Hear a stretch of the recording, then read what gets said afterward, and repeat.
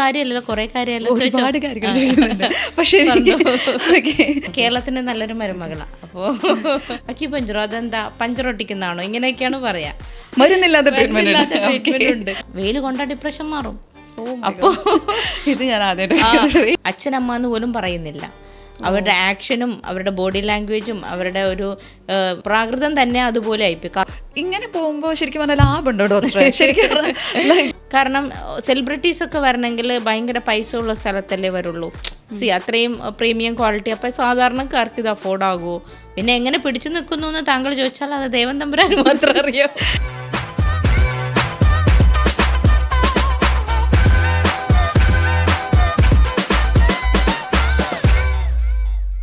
Welcome to Belesa magazine. So നിങ്ങൾക്ക് എല്ലാവർക്കും അറിയാം, എല്ലാവർക്കും ആരോഗ്യകരമായിട്ട് ഒരുപാട് പ്രശ്നങ്ങളുണ്ട് അല്ലേ? നിങ്ങൾക്കും ഉണ്ടായിരിക്കും. അപ്പോൾ മരുന്നില്ലാതെ രോഗം മാറ്റാൻ പറ്റുമോ? വേദനയില്ലാതെ രോഗം മാറുമോ? ഒരു സൂചി കൊണ്ട് ഒരുപാട് രോഗങ്ങൾ മാറ്റിയിട്ടുള്ള ഒരു ചികിത്സാ രീതിയാണ് അക്യുപഞ്ചറിങ്. സോ നമ്മുടെ കൂടെ വന്നിരിക്കുന്ന ഗസ്റ്റ് അക്യുപഞ്ചറിങ് സ്പെഷ്യലിസ്റ്റായ സെറീന ജാസ്മിൻ ഡോക്ടറാണ്. Hello doctor. ഹലോ, എന്തൊക്കെയുണ്ട് വിശേഷം? സുഖമായിട്ടിരിക്കുന്നു. അക്യുപഞ്ചർ എയറിലാണല്ലോ ഇപ്പോൾ റീസെൻ്റ്ലി എയറിലായിക്കൊണ്ടിരിക്കുകയാണ്. ഞാൻ അതിനെക്കുറിച്ച് ചോദിക്കാം.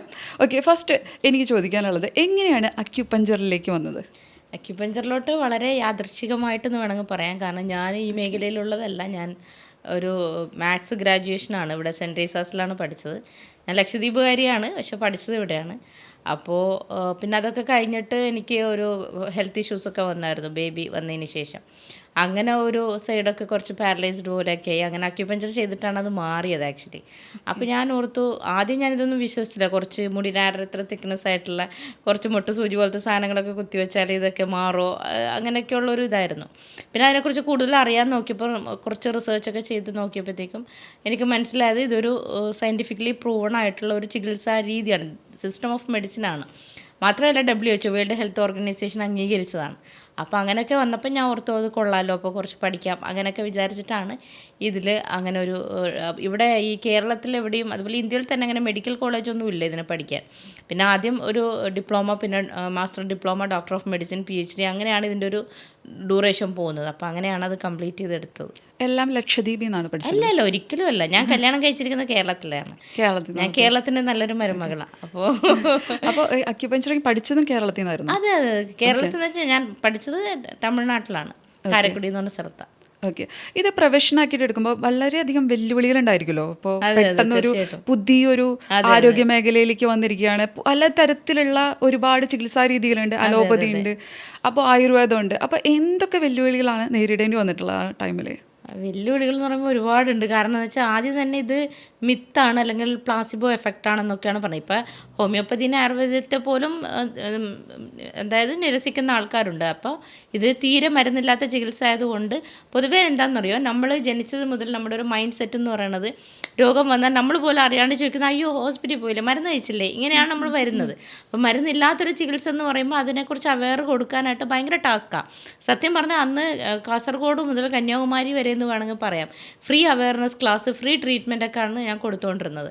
അപ്പോൾ അങ്ങനെ ഒരുപാട് അവെയർനെസ് കൊടുത്ത് പിന്നെ എന്തെന്ന് വെച്ചാൽ ഇത് കുറേ കൂടി ട്രസ്റ്റ് ആവണമെന്നുണ്ടെങ്കിൽ അവർക്ക് എന്തെങ്കിലും റിസൾട്ട് കിട്ടണം. അല്ലാണ്ട് നമുക്ക് ക്ലിനിക്കലി പ്രൂവൺ ആയിട്ടുള്ള റിസർച്ച് ബേസ്ഡും ഇത് WHO അംഗീകരിച്ചതാണ് ആക്ച്വലി, ലോകാരോഗ്യ സംഘടന അംഗീകരിച്ചതാണ്, വേൾഡ് ഹെൽത്ത് ഓർഗനൈസേഷൻ. ഇതൊക്കെ പറഞ്ഞാലും സാധാരണക്കാർക്ക് ഇത് മനസ്സിലാവണമെന്നില്ല. എന്താ അംഗീകരിച്ചാലും എന്താ, ഞങ്ങൾക്ക് ഇത് റിസൾട്ട് കിട്ടുമോ, ഇത് കുത്തിവെച്ച് എന്താവാനാ? ഭയങ്കര വെല്ലുവിളിയായിരുന്നു. കാരണം ഇതൊരു ബ്രാൻഡാക്കി, എൻ്റെ ബ്രാൻഡിൻ്റെ പേര് ബാക്ക് ടു ബാലൻസ് എന്നാണ്, ഡോക്ടർ സെറീനാസ് ബാക്ക് ടു ബാലൻസ്. അപ്പോൾ ഇതൊരു ബ്രാൻഡാക്കി എടുക്കണമെങ്കിൽ ഒത്തിരി കഷ്ടപ്പാട് വന്നിട്ടുണ്ട്. കാരണം ഇന്നും അതിൻ്റെ അവയർനെസ് ഇങ്ങനെ ചെയ്തുകൊണ്ടേയിരിക്കുക. ഇന്നും കുറേ പേരോട് ചോദിച്ചു കഴിഞ്ഞാൽ അക്യുപഞ്ചറോ അതെന്താ പഞ്ചർ ഒട്ടിക്കുന്നതാണോ ഇങ്ങനെയൊക്കെയാണ് പറയുക. അപ്പോൾ അത് വലിയൊരു ടാസ്ക് ആയിരുന്നു. പക്ഷേ ദൈവസഹായം കൊണ്ട് നമ്മളൊരു കൺസിസ്റ്റൻസി, അന്നും ഇത്രയും വർഷമായിട്ടും ഞാനൊരു 4-5 വർഷമായി, ഇത്ര വർഷമായിട്ടും കണ്ടിന്യൂസ് ഇങ്ങനെ കൺസിസ്റ്റൻസി വീഡിയോയിലായാലും എല്ലാം നിലനിർത്തിക്കൊണ്ട് പോകുന്നുണ്ട്. ഇപ്പോൾ ഒത്തിരി ആൾക്കാർക്ക് അറിയാം, ഒത്തിരി ആൾക്കാർ ട്രീറ്റ്മെൻറ്റ് എടുക്കുന്നുണ്ട്. മാത്രമല്ല നല്ല റിസൾട്ടും ഉണ്ട്. ഇതിൻ്റെ മെയിൻ ഫോക്കസ് റിസൾട്ട് തന്നെയാണ്. അപ്പോൾ ഞാനൊരു കാര്യം ചോദിച്ചോട്ടെ, ഇപ്പോൾ എല്ലാവർക്കും ക്യൂരിയസ് ആണ് ഈ അക്യുപഞ്ചറിങ്ങിനെ കുറിച്ചിട്ട്. എല്ലാ രോഗങ്ങളും ഈ അക്യുപഞ്ചറിങ് ചെയ്ത് കഴിഞ്ഞാൽ മാറും? ഇപ്പോൾ നമ്മളിപ്പോൾ അതർ സിസ്റ്റം ഓഫ് മെഡിസിൻ എടുക്കുക, ഈവൻ അലോപ്പതി, ആയുർവേദം എല്ലാത്തിലും നമ്മൾ മാറുമോ എന്ന് ചോദിച്ചാൽ അത് ഓരോരുത്തരുടെ കണ്ടീഷൻസ് അനുസരിച്ചിട്ടാണ്. അതായത് നമ്മൾ ഇൻറ്റൻസിറ്റി ഓഫ് ഡിസീസസ് എന്നാണ് പറയാം.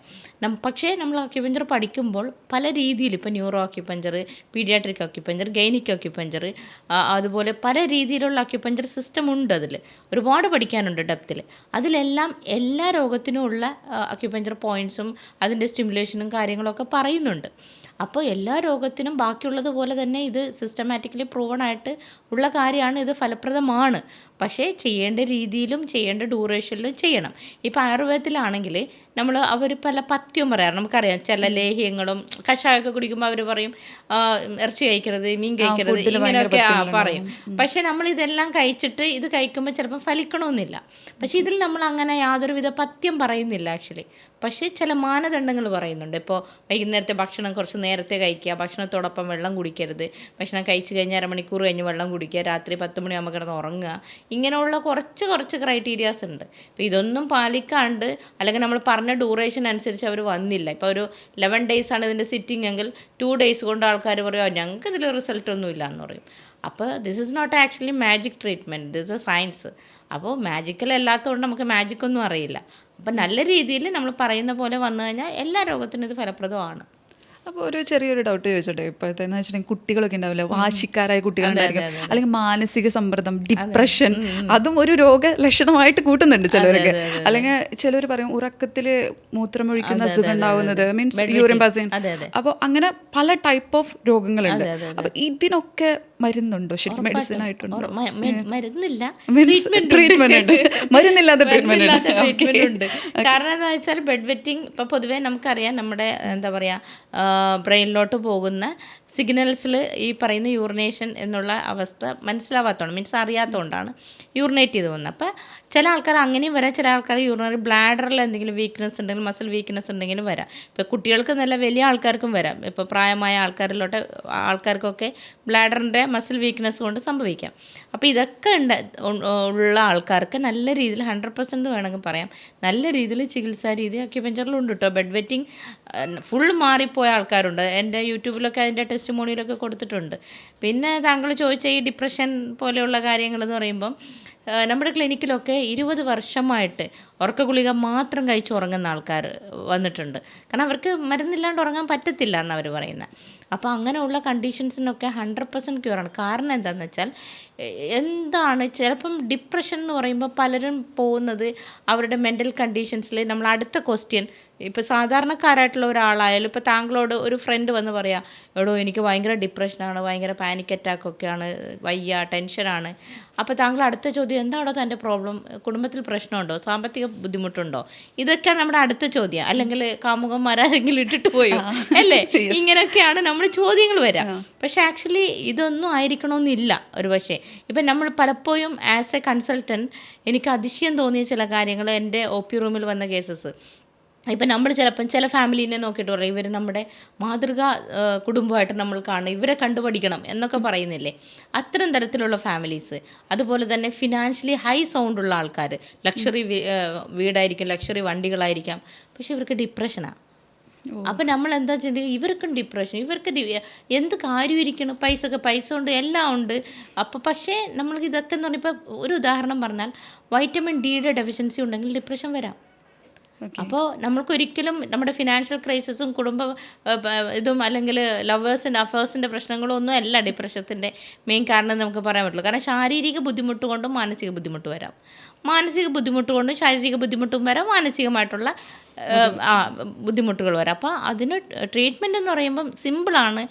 ഇതിൻ്റെ ഒരു ബിഹൈൻഡ് ദ സയൻസ് എന്ന് പറയുന്നത്, ഇപ്പോൾ ഏത് കാരണം എക്സ് ഓർ വൈ കാരണം എന്തായിക്കോട്ടെ, അപ്പോൾ ചില ആൾക്കാർക്കെന്ന് പറയുമ്പം ഈ പറഞ്ഞ പോലെ വൈറ്റമിൻ ഡെഫിഷ്യൻസി, അതുപോലെ ഗട്ട് ഹെൽത്ത് കറക്റ്റ് അല്ലാണ്ടിരിക്കുക, നമ്മുടെ ലാർജ് ഇൻഡസ്ട്രിയിൽ ഗുഡ് ബാക്ടീരിയാസ് ഉണ്ട്, ദാറ്റ് ഈസ് പ്രോബയോട്ടിക്, അതിൻ്റെ ഫുഡാണ് ആക്ച്വലി പ്രീബയോട്ടിക്. ഇതിൻ്റെ ലാക്സ് ഒക്കെ ഉണ്ടെങ്കിലും ഈ പറയുന്ന പോലെ ഡിപ്രഷൻ വരാം. അപ്പോൾ ഡിപ്രഷത്തിൻ്റെ കാരണം കുടലിലിരിക്കുന്ന ഒരു ബാക്ടീരിയ തന്നെ കാരണമായിട്ട് വരാറുണ്ട്. ഇതൊന്നും ആരും മനസ്സിലാക്കാറില്ല. അപ്പോൾ അങ്ങനെയുള്ളവർക്ക് ചിലപ്പോൾ ഒരു പഴങ്കഞ്ഞി കുടിച്ചാൽ ഡിപ്രഷൻ മാറും.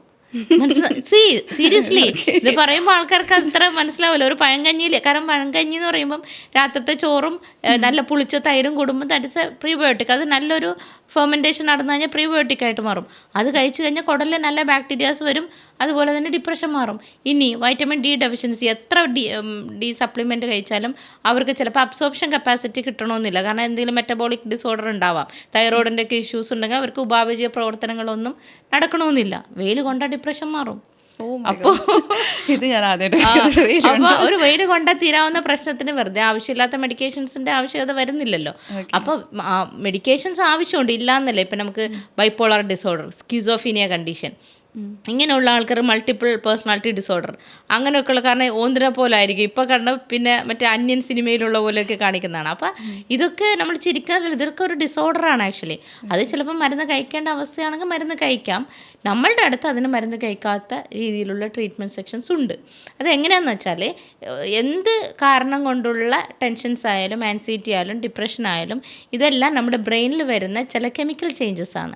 അതായത് സെറട്ടോണിൻ, ഡോപ്പമിൻ പോലെയുള്ള പോസിറ്റീവായിട്ടുള്ള എൻസൈംസിൻ്റെ ലാക്സ് ആണ്.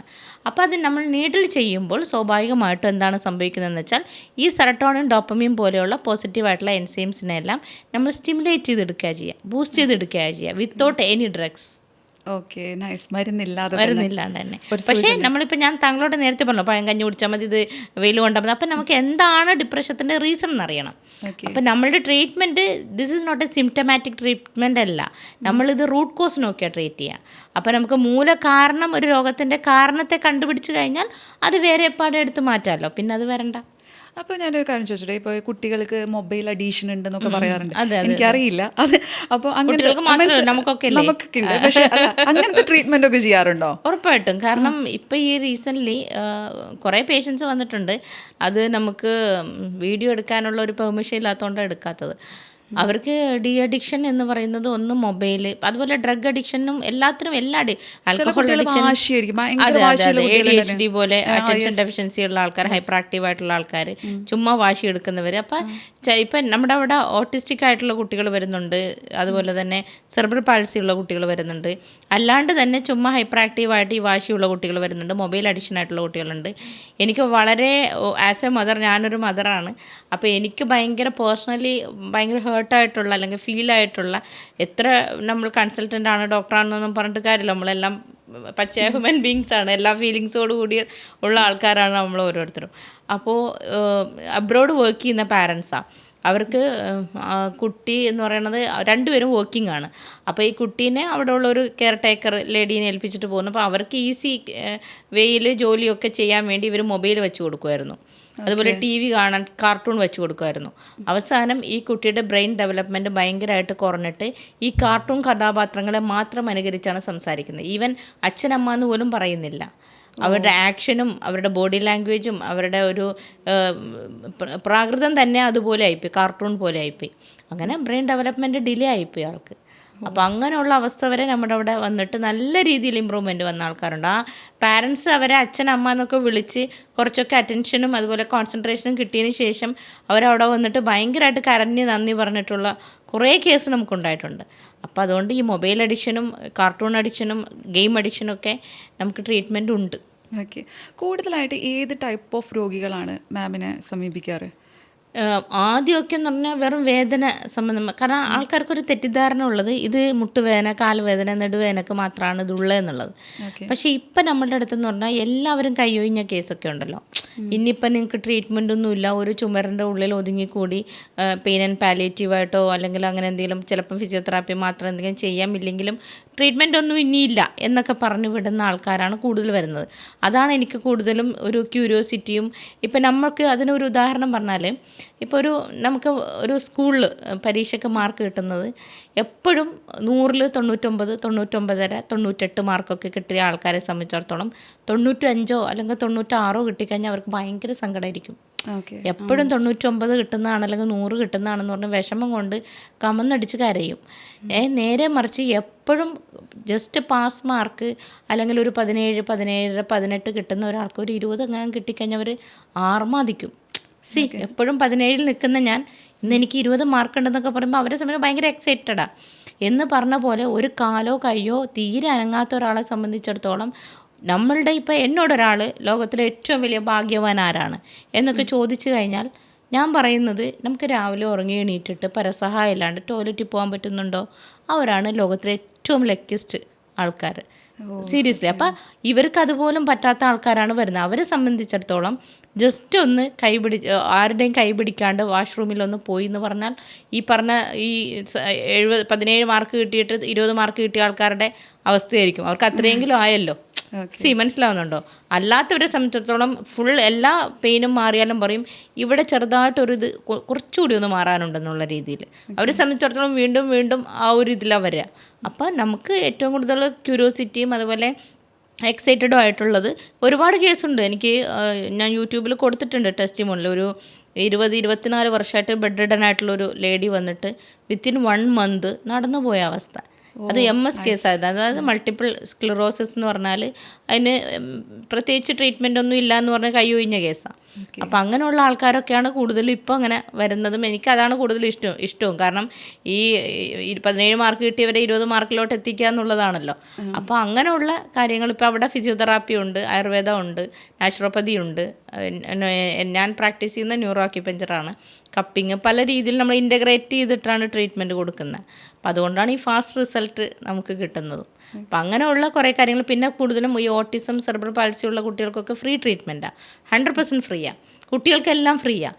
അപ്പോൾ അങ്ങനെയുള്ള അമ്മമാർ ഇപ്പം നമുക്ക് നോർമൽ ഒരു ബേബീനെ പോലും ഇപ്പം നോക്കാൻ പറ്റാത്ത അവസ്ഥയിലുള്ളൂ. കാരണം അവരിങ്ങോട്ട് വിളിച്ച് അങ്ങോട്ട് പോകുന്ന അവസ്ഥയാണ്. അപ്പം അബ്നോർമലായിട്ടുള്ളൊരു കുട്ടികളെയൊക്കെ നോക്കാൻ എന്ത് ബുദ്ധിമുട്ടായിരിക്കും പേരൻസിന്. അപ്പോൾ അവർക്ക് കുറച്ചുകൂടി അവരുടെ ഒരു ബ്രെയിൻ ഡെവലപ്മെൻറ്റിൽ കുറേ കൂടി ഇമ്പ്രൂവ്മെൻ്റ് ഒക്കെ കിട്ടിക്കഴിഞ്ഞാൽ പിന്നെ പല കുട്ടികളും സ്പെഷ്യലി സ്കൂളിൽ പഠിക്കുന്ന കുട്ടികൾ നോർമൽ സ്കൂളിൽ പോയി തുടങ്ങി. അതൊക്കെ കാണുമ്പോൾ എനിക്ക് ആസ് എ ഹ്യൂമൻ ബീയിങ് ഭയങ്കര എക്സൈറ്റഡ് ആണ്. ഇപ്പോൾ താങ്കൾ പറഞ്ഞ പോലെ എല്ലാ മനുഷ്യന്മാർക്കും എന്തെങ്കിലും ഒരു അഡിക്ഷൻ ഉണ്ടാവും. എന്നെ സംബന്ധിച്ചിടത്തോളം എൻ്റെ ഒരു അഡിക്ഷനാണിത്. റിസൾട്ട് കിട്ടുമ്പോൾ ഉണ്ടാകുന്ന ഒരു സാറ്റിസ്ഫാക്ഷൻ. അതിപ്പോൾ നമുക്ക് എത്ര കോടികൾ പൈസ കിട്ടിയാലും ചിലപ്പം കിട്ടണമെന്നില്ല. അപ്പോൾ ആസ് എ ഡോക്ടർ മാത്രമല്ല ഒരു സംരംഭക കൂടിയാണ് ബാക്ക് ടു ബാലൻസ്. അതെ അതെ അതെ. മാത്രമല്ല ഇൻഫ്ലുവൻസറാണ്, ടീച്ചറാണ്, ഒരുപാട് പേര് പഠിപ്പിക്കുന്നുണ്ട് അക്യുപഞ്ചറിങ്. അതെ അതെ അതെ. പക്ഷേ കുറേ പേര് പറഞ്ഞിട്ടുള്ളത് ഫ്രീ ട്രീറ്റ്മെൻറ്റ് കൂടിയാണ്. ട്രീറ്റ്മെൻറ്റിന് പൈസ അധികം മേടിക്കുന്ന ഒരു വ്യക്തിയും കൂടിയല്ല. അല്ല അല്ല അല്ല. സോ ഇങ്ങനെ പോകുമ്പോൾ ശരിക്കും പറഞ്ഞാൽ ലാഭമുണ്ടോ ഡോക്ടറെ? ശരിക്കും കുറേ പേര് ഇവിടെ ലാഭത്തിന് വേണ്ടി നിൽക്കുന്ന ആൾക്കാരാണ്. അതായത് ഇവിടെ കിടമത്സരമാണ്. അല്ലെ, ഞാൻ പറയുന്നില്ല, ഓരോ ഹോസ്പിറ്റൽ പല ടൈപ്പ് ഓഫ് ഹോസ്പിറ്റലായിട്ട് ചിലവർ ലാഭത്തിന് വേണ്ടി മാത്രം നിൽക്കുന്നവരുണ്ട്, ഞാൻ മെൻഷൻ ചെയ്യുന്നില്ല. അപ്പോൾ ഇവിടെ ഒരു ലാഭവും ഇല്ലാതെ ചികിത്സിക്കുക എന്ന് പറയുന്നത് ഒരു വളരെയധികം സ്ട്രഗിളിംഗ് ആയ ഒരു കാര്യം തന്നെയാണ്. അപ്പോൾ അതെങ്ങനെ സാധിക്കുന്നു? അത് എനിക്ക് തോന്നുന്നു അതുകൊണ്ടായിരിക്കും എൻ്റെ ക്ലിനിക്കിൽ എപ്പോഴും പേഷ്യൻറ്റിൻ്റെ ഫ്ലോ ഉണ്ടാവുന്നത്. കാരണം ഒരു ദിവസം പോലും ഒരു പേഷ്യൻ്റ് പോലും ഇല്ലാത്തൊരു ദിവസം ഇന്നേ വരെ ഉണ്ടായിട്ടില്ല. ഞാൻ സ്റ്റാർട്ട് ചെയ്തിട്ട് 0 പേഷ്യൻ്റ് ആയിട്ടുള്ള ഒരു ബ്രാഞ്ചും ഇന്നേ വരെ ഇല്ല. പേഷ്യൻസ് ചിലപ്പം കൂടാൻ കുറയാം, അത് ഓരോ രീതി അനുസരിച്ച് എപ്പോഴും പേഷ്യൻ്റ് ഉണ്ട്. എൻ്റെ ഒരു കൺസെപ്റ്റിൽ ഞാൻ വിശ്വസിക്കുന്നത് എന്താണെന്ന് വെച്ചാൽ നമ്മൾ പൈസ ഉണ്ടാക്കാൻ വേണ്ടി ഒന്നും ചെയ്യരുത്. കാരണം നമ്മളിപ്പോൾ ഇൻറ്റൻഷൻ എന്ന് പറഞ്ഞൊരു സാധനമുണ്ട് നമ്മളുടെ ഇതിൽ. ഞങ്ങൾ നീയത്തെന്നൊക്കെയാണ് പറയുക. ഇൻറ്റൻഷൻ കറക്റ്റ് അല്ലെങ്കിൽ നമ്മൾ ഏത് വലിയ ബിസിനസ് ചെയ്തിട്ടും കാര്യമില്ല കേട്ടോ. കാരണം ഗ്രോത്ത് ഉണ്ടാവില്ലെന്ന് ചോദിച്ചാൽ ഉണ്ടാവും, പക്ഷെ അതിനൊരു കൺസിസ്റ്റൻസി ഉണ്ടാവില്ല.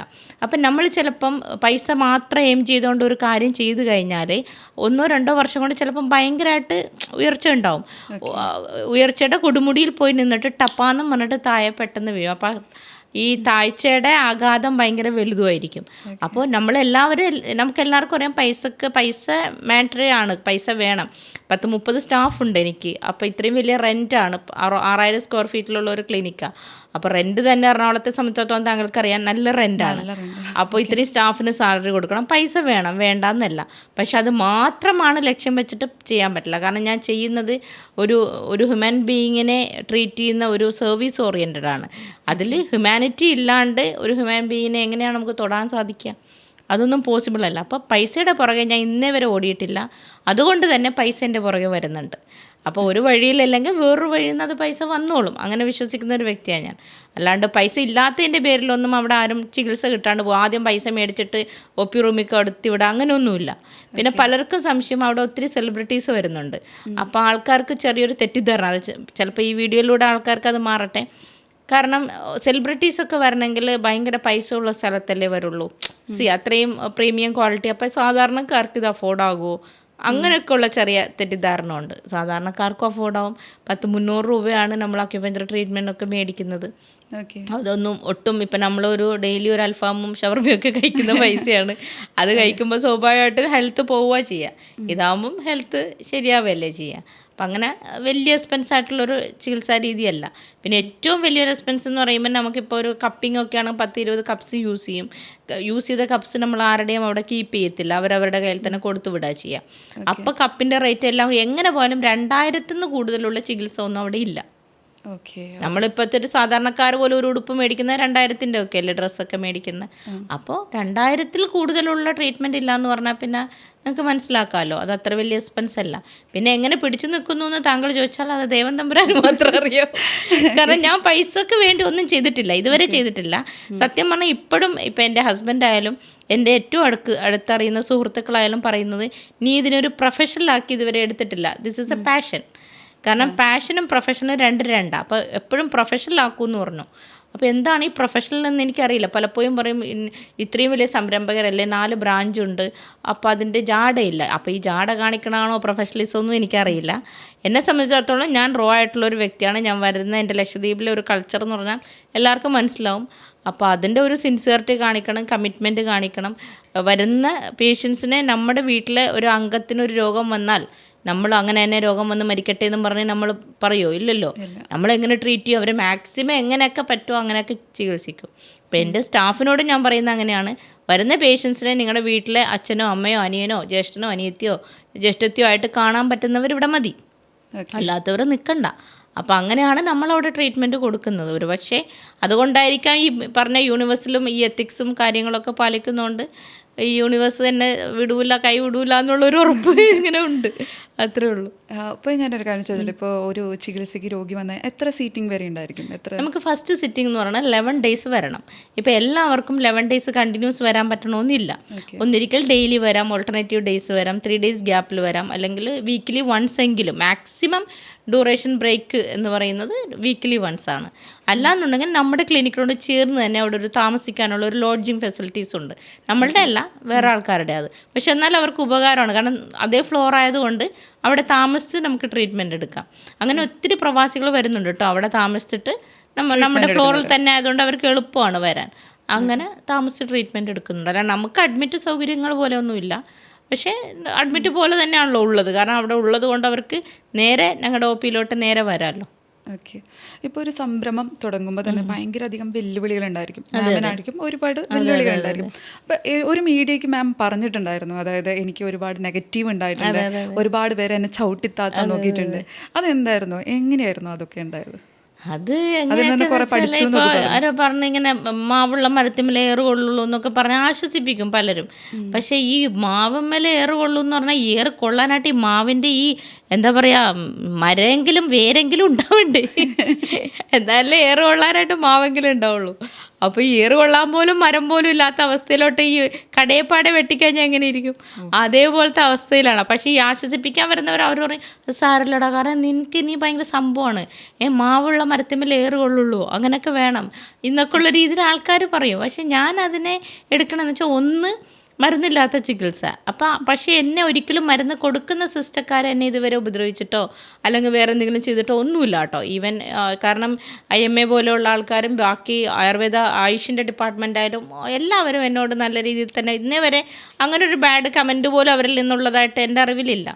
എന്നെ ചതിച്ചതും ആൾക്കാരൊക്കെ എൻ്റെ കൂടെ നിന്ന ആൾക്കാർ തന്നെയാണ്. അപ്പോൾ നമ്മൾ പലപ്പോഴും പറയും അത് നിങ്ങൾ ചീറ്റ് ചെയ്യാനായിട്ട് നിന്ന് കൊടുത്തിട്ടല്ലേ, അതപ്പോൾ നമ്മളുടെ പോരായ്മയായിട്ടാണ് ആൾക്കാർ കാണുക. കാരണം നമ്മളുടെ സിൻസിയറിറ്റി, ഇപ്പം ഞാൻ താങ്കളെ 100% ട്രസ്റ്റ് ചെയ്തു, അത് എൻ്റെ കുഴപ്പമാണെന്ന് പറയാൻ പറ്റത്തില്ല. അതെൻ്റെ കുഴപ്പമല്ല. താങ്കൾക്ക് എന്നെ ചതിക്കണോ വേണ്ടയോ നിൽക്കണോ എന്നുള്ളത് ഓപ്ഷണലാണ്. അത് താങ്കളുടെ സ്വഭാവ സവിശേഷതയാണത്. മനസ്സിലാവുന്നുണ്ടോ? അപ്പോൾ പലപ്പോഴും പല ആൾക്കാരും പറയുന്നൊരു വേർഡാണ് ചതിക്കാൻ നീ നിന്ന് കൊടുത്തിട്ടല്ലേ എന്ന്. നമ്മൾ ആരെങ്കിലും ഒരു മനുഷ്യൻ ജീവിച്ച് ഒരു സംരംഭം തുടങ്ങി അതിൻ്റെ സക്സസ്സിലോട്ട് കൊണ്ടുപോകാൻ വേണ്ടി നമ്മൾ ഒരു ഹയറിംഗ് മെസ്സേജ് എടുക്കുക, ചതിക്കാൻ ആഗ്രഹമുള്ളവർ പ്ലീസ് കോൺടാക്ട് മീ എന്നും പറഞ്ഞിട്ട് ആരെങ്കിലും ഇടുമോ? അപ്പോൾ അത് ഒന്നും പോസിബിൾ ആയിട്ടുള്ള കാര്യമല്ല. അപ്പോൾ അത് ഓപ്ഷനല്ല. അവർക്ക് നമ്മളോട് സിൻസിയറായിട്ട് നിൽക്കണമെങ്കിൽ നിൽക്കാം. ഇല്ല, ഇപ്പം ഞങ്ങളുടെ ഡാറ്റാസ് പോലും അടിച്ചുകൊണ്ട് പോയ ആൾക്കാരുണ്ട്. അവിടെ സ്റ്റാഫായിട്ട് നിന്ന ആൾക്കാരായി പറയുന്നത്.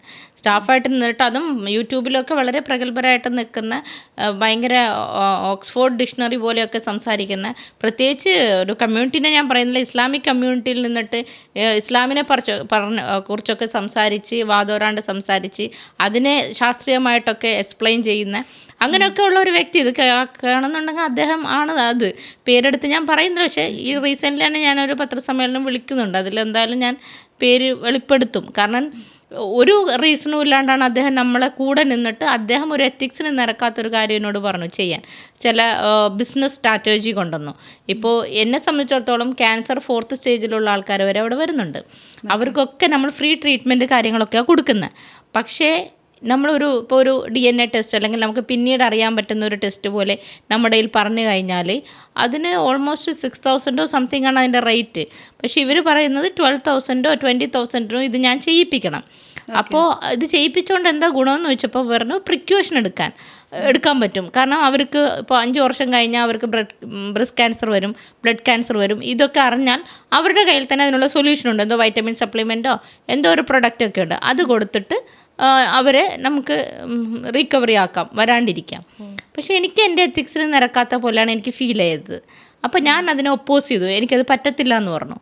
അതിനു വേണ്ടിയാണ് അവരെന്നെ ടാർഗറ്റ് ചെയ്ത് ഇപ്പോഴും ഹരാസ് ചെയ്തുകൊണ്ടിരിക്കുന്നത്. അതൊരു സ്ട്രഗ്ലിംഗ് മെത്തേഡാണ്. എന്തായാലും ഇതിനൊക്കെ തരണം ചെയ്യുക എന്ന് പറയുന്നത് വളരെ അത് ഓവർകം ചെയ്യുക എന്നുള്ളതെന്ന് വെച്ചാൽ അവരെ സംബന്ധിച്ചിടത്തോളം നഷ്ടപ്പെടാൻ ഒന്നുമില്ല. എന്നെ സംബന്ധിച്ചിടത്തോളം എന്നെ വിശ്വസിച്ച് വരുന്ന ഒത്തിരി പേഷ്യൻസ് ഉണ്ട്. അപ്പം ഞാൻ തളർന്നു പോയി കഴിഞ്ഞാൽ അവർക്ക് ആരാ ഉള്ളത്? നമ്മുടെ ഒരു കുടുംബത്തിലാണെങ്കിൽ നമ്മൾ ഒരാൾ തളർന്ന അച്ഛൻ തളർന്ന അമ്മ ഉണ്ട്, അമ്മ തളർന്ന ഗ്രാൻഡ് ഫാദർ അവരൊക്കെ ഉണ്ട്. ഇത്രയും ആൾക്കാർക്ക് ഞാൻ മാത്രമല്ലേ ഉള്ളൂ. ഞാൻ തളർന്നു എൻ്റെ പാരൻസിന് വന്നിട്ട് അവരെ നോക്കാൻ പറ്റുമോ? ഇല്ല. കാരണം ഇത് പഠിച്ചതോ ഇത് പ്രാക്ടീസ് ചെയ്യുന്നതും എൻ്റെ ക്ലിനിക്കിൽ ഒത്തിരി പേരുണ്ട്. ഇപ്പോൾ നാച്ചുറോപ്പതി ഡോക്ടറുണ്ട്, ആയുർവേദ ഡോക്ടറൊക്കെ ഉണ്ട്.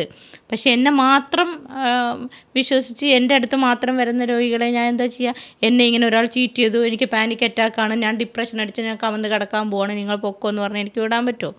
ഇല്ല. അപ്പോൾ നമ്മൾ ഓവർകം ചെയ്തേ പറ്റുള്ളൂ. ഓവർകം ചെയ്യുന്നതെന്ന് വെച്ചാൽ ഒന്ന് മൈൻഡ് സെറ്റ് കറക്റ്റ് ചെയ്യുക എന്നുള്ളത്. എന്നെ സംബന്ധിച്ചിടത്തോളം ഞാൻ ചെയ്തതെന്ന് വെച്ചാൽ അത് അവരുടെ ഡ്യൂട്ടിയാണ്. അവർ ചതിച്ചത് അവരുടെ ഓപ്ഷനാണ്. ഇന്ന് ഞാൻ എന്നെ കുറ്റപ്പെടുത്തുന്നില്ല. അപ്പോൾ ഈവൻ എൻ്റെ മകനിപ്പോൾ 14 വയസ്സാണ്. ഇപ്പോൾ പുതിയ ഒരു സ്റ്റാഫിനെ നമ്മൾ എടുക്കുവാണെങ്കിൽ എനിക്ക് ഇൻ്റർവ്യൂ ഉണ്ട്, പുതിയ സ്റ്റാഫിനെ എടുക്കണം, ഞാൻ പോവാന്ന് പറയുമ്പം എൻ്റെ മോൻ പോലും ഇപ്പോൾ എന്നോട് പറഞ്ഞു തുടങ്ങുന്നത് വെച്ചാൽ സ്റ്റാഫ് എന്ന് പറയല്ലോ ഉമ്മി, അടുത്ത തേപ്പാന്നൊക്കെ പറ. അവരങ്ങനെയാണ് അങ്ങനെയാണ് അവർ തന്നെ പറഞ്ഞത്. കാരണം അവർക്കറിയാം. ഞാൻ പറഞ്ഞു അത് അവരുടെ ഇഷ്ടമാണ്. എന്നെ സംബന്ധിച്ചിടത്തോളം ഞാൻ മാറാൻ പോകുന്നില്ല. ഞാൻ അന്ന് എങ്ങനെ സിൻസിയർ ആയിരുന്നോ അതുപോലെ തന്നെ ഇനിയും സ്റ്റാഫിനോട് സിൻസിയർ ആയിരിക്കും. അല്ലാണ്ട് എനിക്ക് അന്ന് ഇങ്ങനെ അവർ ചെയ്തു, അതുകൊണ്ട് ഞാൻ കുറച്ച് പാഠം പഠിച്ചിട്ട് കുറച്ച് അവർക്ക് കൊടുക്കേണ്ട ആത്മാർത്ഥതയും അവർക്ക് കൊടുക്കേണ്ട കെയറിങ്ങും കൊടുക്കാണ്ടിരിക്കുക എന്ന് പറയാൻ എനിക്ക് പറ്റത്തില്ല. ഞാൻ മാറത്തില്ല. എന്തായാലും ഞാൻ ഇങ്ങനെ തന്നെ ആയിരിക്കും. ചതിക്കുന്നത് ഓപ്ഷനല്ല, ആർക്ക് വേണമെങ്കിലും ചതിക്കാം, അത്രേ ഉള്ളൂ. ഇപ്പോൾ ഒരു സംരംഭം തുടങ്ങി, ഇപ്പം അത് മാത്രമല്ല ഇൻഫ്ലുവൻസറാണ്, ടീച്ചറാണ്, മാത്രമല്ല ഒരു കുടുംബിനിയാണ്. അപ്പോൾ ഫാമിലിന്ന് എത്രത്തോളം സപ്പോർട്ട് ഉണ്ട്? എങ്ങനെയാണ് രണ്ടും കൂടി മാനേജ് എങ്ങനെയാണ് രണ്ടും കൂടി മാനേജ് ചെയ്യാൻ പറ്റുന്നത്? ഉള്ളി ക്രെഡിറ്റ്സ് ഇദ്ദേഹത്തിനെ ഇരുത്തിക്കൊണ്ട്, ഇദ്ദേഹത്തിന് ഓൾറെഡി പൊക്കമുള്ള മനുഷ്യനാണ്, പൊക്കണത് ശരിയല്ല. പക്ഷേ അദ്ദേഹമാണ് സത്യം ബിഹൈൻഡ് ദ സീൻ എന്ന് പറഞ്ഞാൽ. ഈവൻ ഇപ്പം നിങ്ങൾ വന്നപ്പോൾ പോലും എൻ്റെ ഡ്രസ്സിങ് പോലും അദ്ദേഹത്തിൻ്റെ വ്യൂവിൽ എന്താണോ എന്നുള്ളത് അദ്ദേഹത്തിന് അറിയുള്ളൂ. അദ്ദേഹം ഒരു ഇൻറ്റീരിയർ ഡിസൈനറാണ്. അദ്ദേഹത്തിന് ഈ മേഖലയായിട്ട് യാതൊരുവിധ ബന്ധവുമില്ല. പക്ഷേ 100% സപ്പോർട്ട് എന്ന് പറയുന്നത് ഒരു ലക്ഷദ്വീപിൽ വളരെ ഓർത്തഡോക്സ് ആയിട്ടുള്ള ഒരു കുടുംബത്തിൽ ജനിച്ചിട്ട്, കാര്യം അദ്ദേഹം അടിച്ചു മാറ്റി കൊണ്ടുവന്നതായിരിക്കാം, പക്ഷെ എന്തായിക്കോട്ടെ ഇവിടെ കൊണ്ടുവന്ന് അത്രയും നല്ല രീതിയിൽ അദ്ദേഹം അതന്നെ. അത് നമ്മൾ 1 കോടിയിൽ ശ്രീകണ്ഠൻ നായർ സാറിൻ്റെ ഷോയിൽ ഞാൻ കഥ പറയുന്നുണ്ട് അതിനെക്കുറിച്ച്, എങ്ങനെ അടിച്ചു മാറ്റി കൊണ്ടുവന്നു അങ്ങനെയൊക്കെ. അപ്പം നമുക്ക് അദ്ദേഹത്തിനോട് ആരാധന തോന്നും, ഫാനായി പോവും അതൊക്കെ കേട്ട് കഴിഞ്ഞാൽ. അതുകൊണ്ട് അധികം ഞാൻ ആരോടും പറയാറില്ല. അപ്പോൾ ഷിപ്പൊക്കെ കയറി വളരെ ബുദ്ധിമുട്ടിയാണ് അദ്ദേഹം എന്നെ അടിച്ചു മാറ്റിയെന്ന് വേണമെങ്കിൽ പറയാം. നിങ്ങൾക്കാണെങ്കിൽ ഒരു ബസ്സിൽ കയറിയോ കാറിൽ കയറിയോ വന്നാൽ മതിയല്ലോ. ഇത് കപ്പലൊക്കെ കയറി വരണമെങ്കിൽ നല്ല ബുദ്ധിമുട്ടല്ലേ. അതന്നെ. അപ്പോൾ അതൊക്കെ ആയിട്ടാണ് ഇവിടെ എത്തിയത്. അപ്പോൾ അദ്ദേഹം പൂർണ്ണമായിട്ടും ഇപ്പം ഞങ്ങൾക്കൊരു മകനാണുള്ളത്, എൻ്റെ കൂടെ എൻ്റെ പാരൻസ് ഉണ്ട്, അദ്ദേഹത്തിൻ്റെ പാരൻസും തൊട്ടടുത്ത് തന്നെയാണ് താമസിക്കുന്നത്. രണ്ടും നമുക്ക് മാനേജ് ചെയ്യണം. എൻ്റെ ഗ്രാൻഡ് പാരൻസും ഉണ്ട്. അപ്പോൾ അദ്ദേഹം നമ്മളെ 100% സപ്പോർട്ട് ചെയ്ത്. എനിക്ക് ഏറ്റവും വിഷമം എന്നെ ആരെങ്കിലും ഇങ്ങനെ ടാർഗറ്റ് ചെയ്ത് ഇഷ്യൂ ഉണ്ടാക്കുമ്പം അദ്ദേഹത്തിന് അത് ബാധിക്കുന്നുണ്ട്. ബാധിക്കുന്നുണ്ടെന്ന് വെച്ചാൽ നമ്മൾ എടുക്കുന്ന പോലെ സിമ്പിളായിട്ട് അദ്ദേഹം എടുക്കണമെന്നില്ല. അദ്ദേഹത്തിനെ സംബന്ധിച്ചിടത്തോളം അദ്ദേഹത്തിൻ്റെ ഭാര്യയാണ്. ഭാര്യനെ ഇവരിങ്ങനെയൊക്കെ ടാർഗറ്റ് ചെയ്യുമ്പം അദ്ദേഹത്തിന് ഒന്നും ചെയ്യാൻ പറ്റുന്നില്ലല്ലോ. കാരണം ലീഗലി നമുക്ക് മൂവ് ചെയ്യാനേ പറ്റുള്ളൂ, ഇല്ലീഗൽ ഒന്നും ചെയ്യാൻ പറ്റത്തില്ല. അപ്പം ലീഗലി മൂവ് ചെയ്യുമ്പോൾ അദ്ദേഹത്തിൻ്റെ കുറേ ടൈം കാര്യങ്ങളൊക്കെ പോകുന്നുണ്ട്. ഇപ്പം അതൊന്നുമില്ല. അദ്ദേഹത്തിൻ്റെ പ്രൊഫഷനിൽ ഹൈലി പീക്കിൽ അദ്ദേഹം നിൽക്കുന്നുണ്ട്. അദ്ദേഹത്തിൻ്റെ ജോലി കാര്യങ്ങളൊക്കെ പോകുന്നുണ്ട്. സപ്പോർട്ട് എന്ന് പറയുന്നത് ഞാനിവിടെ ഇരിക്കുന്നുണ്ടെങ്കിൽ അതിൻ്റെ ബിഹൈൻഡ് അദ്ദേഹം തന്നെയാണ്. കാരണം ഞാൻ 0 ആണ്. 0 ഉള്ള എന്നെ സംബന്ധിച്ചിടത്തോളം നമുക്ക് ഒരു കുടുംബവും പ്രൊഫഷണലും രണ്ടും വേണം എന്നാഗ്രഹിക്കുന്ന ഒരു വ്യക്തിയാണ് ഞാൻ. അങ്ങനെയുള്ള ആൾക്കാരെ സംബന്ധിച്ചിടത്തോളം അവർ പറയുകയാണ് ഇന്നിനി പോകണ്ട എന്ന് പറഞ്ഞാൽ എനിക്ക് പോകാൻ പറ്റത്തില്ല. അപ്പം അവർ അത്രയും നമ്മളോട്, ഞാൻ മടി കാണിച്ചാലും അദ്ദേഹമാണ് പുഷ് ചെയ്ത് ഓരോന്ന് ചെയ്യിപ്പിക്കുന്നത്. ഇപ്പോൾ ഈ റീസെൻ്റ്ലി ആയുഷിൻ്റെ ഒരു വേൾഡ് കോൺഫറൻസ് ഉണ്ടായിരുന്നു ദുബായിൽ. അപ്പോൾ 3 ദിവസത്തെ പ്രോഗ്രാമാണ്. അതിന് വേണ്ടി ഇനിയിപ്പോൾ ദുബായ് വരെയൊക്കെ പോകണോ? ഞാൻ മടിച്ച് നിന്നു. അപ്പോൾ 2 പേർക്ക് ടിക്കറ്റ് എടുക്കണം, ഫിനാൻഷ്യലി നമ്മൾ നോക്കണം. ഇതേപോലെ എന്തിനാ 2 പേർക്ക് ടിക്കറ്റ് എടുക്കണം, നീ എടുക്കുക പോവുക. അപ്പോൾ ആ രീതിയിൽ അദ്ദേഹം തന്നെ ടിക്കറ്റ് എടുത്തു, അദ്ദേഹം തന്നെ എല്ലാം ചെയ്തു, വിസ റെഡിയാക്കി എയർപോർട്ടിലാക്കി തന്നു, പൊക്കോളാൻ പറഞ്ഞു. അപ്പോൾ അത് അറ്റൻഡ് ചെയ്ത് ഞാൻ വന്നു. അപ്പോൾ പുള്ളി അത്രയും എവിടെയൊക്കെ എന്തൊക്കെ ഉണ്ടോ, ഞാൻ അടുത്ത ടാർഗറ്റ് അദ്ദേഹത്തിന് എന്നെ ചൈനയിൽ കൊണ്ടുപോകണമെന്നുള്ളതാണ്. അപ്പം അത് 100% ഉള്ളതുകൊണ്ടാണ് ഞാൻ ഇവിടെ ഇരിക്കുന്നത്. ഇല്ലെങ്കിൽ ഞാനെന്നുള്ള വ്യക്തിയില്ല. ഓക്കെ. ഇപ്പോൾ ഡോക്ടർ ഒരുപാട് പേരെ ചികിത്സിച്ചിട്ടുണ്ട്. ഓക്കെ, ചികിത്സിച്ചതിൽ ഇപ്പോൾ ഒരു മറക്കാനാവാത്ത ഒരു അനുഭവം ഉണ്ടായിരിക്കുമല്ലോ. ഈ ഒരു പേഷ്യൻറ്റിനെ ചികിത്സിച്ച് ആൾ ഭേദമായി പോകുമ്പോൾ എല്ലാവരും ഒരുപാട് പേരുണ്ടായിരിക്കാം, പക്ഷെ ചില കാര്യങ്ങൾ ഒരു മറക്കാനാവാത്ത, ഒരു മനസ്സിൽ കൊള്ളുന്ന ഒരു ഓർമ്മയായിട്ട് എപ്പോഴും നിൽക്കുന്ന ഒരു മെമ്മറി ഉണ്ടായിരിക്കും. അതൊന്ന് പറയാൻ പറ്റുമോ? ഒരുപാടുണ്ട്. അതിൽ ഞാൻ നേരത്തെ പറഞ്ഞതാണ്, ഒരു 23 വർഷം ബെഡ് റിഡൻ ആയിട്ടുള്ള ലേഡി നടന്നു പോയ അവസ്ഥ, അത് ഒരെണ്ണമുണ്ട്. അതിനേക്കാൾ ഉപരി എനിക്ക് ഭയങ്കര സന്തോഷം തോന്നിയെന്ന് വെച്ചാൽ, ഒരു ഓട്ടിസ്റ്റിക് ആയിട്ടുള്ള ഒരു കുട്ടി, അത് 2 വയസ്സിൽ എൻ്റെ അടുത്ത് വരുന്നത്. അത് ഫ്രീ ട്രീറ്റ്മെൻറ്റ് കൊടുക്കാൻ തന്നെ കാരണം അതൊരു ഡെവലപ്മെൻറ്റൽ ഡിലേ ആണല്ലോ, ബ്രെയിൻ ഡെവലപ്മെൻറ്റൽ ഡിലേ. നമുക്കൊരു കാലുവേദന കൈവേദന പോലെ 11 ദിവസം കൊണ്ടൊക്കെ മാറ്റി കൊടുക്കാം, അങ്ങനെയൊന്നും പറയാൻ പറ്റത്തില്ല. അപ്പോൾ ഞാൻ പറഞ്ഞു, എത്ര വേണമെങ്കിലും നിങ്ങൾ വന്നു, ഒരു കുഴപ്പമില്ല, കൊച്ചിന് എന്തെങ്കിലും ഒരു ചെറിയ രീതിയിൽ ഇമ്പ്രൂവ്മെൻ്റ് ആയിട്ട് നമുക്ക് പിന്നെ കുറേച്ചാക്കി വരാം. അങ്ങനെ ഒരു കുട്ടി വന്നു. ആ കുട്ടിയുടെ ഉമ്മ എല്ലാ ദിവസവും എനിക്ക് മെസ്സേജ് അയക്കുന്നതാണ്.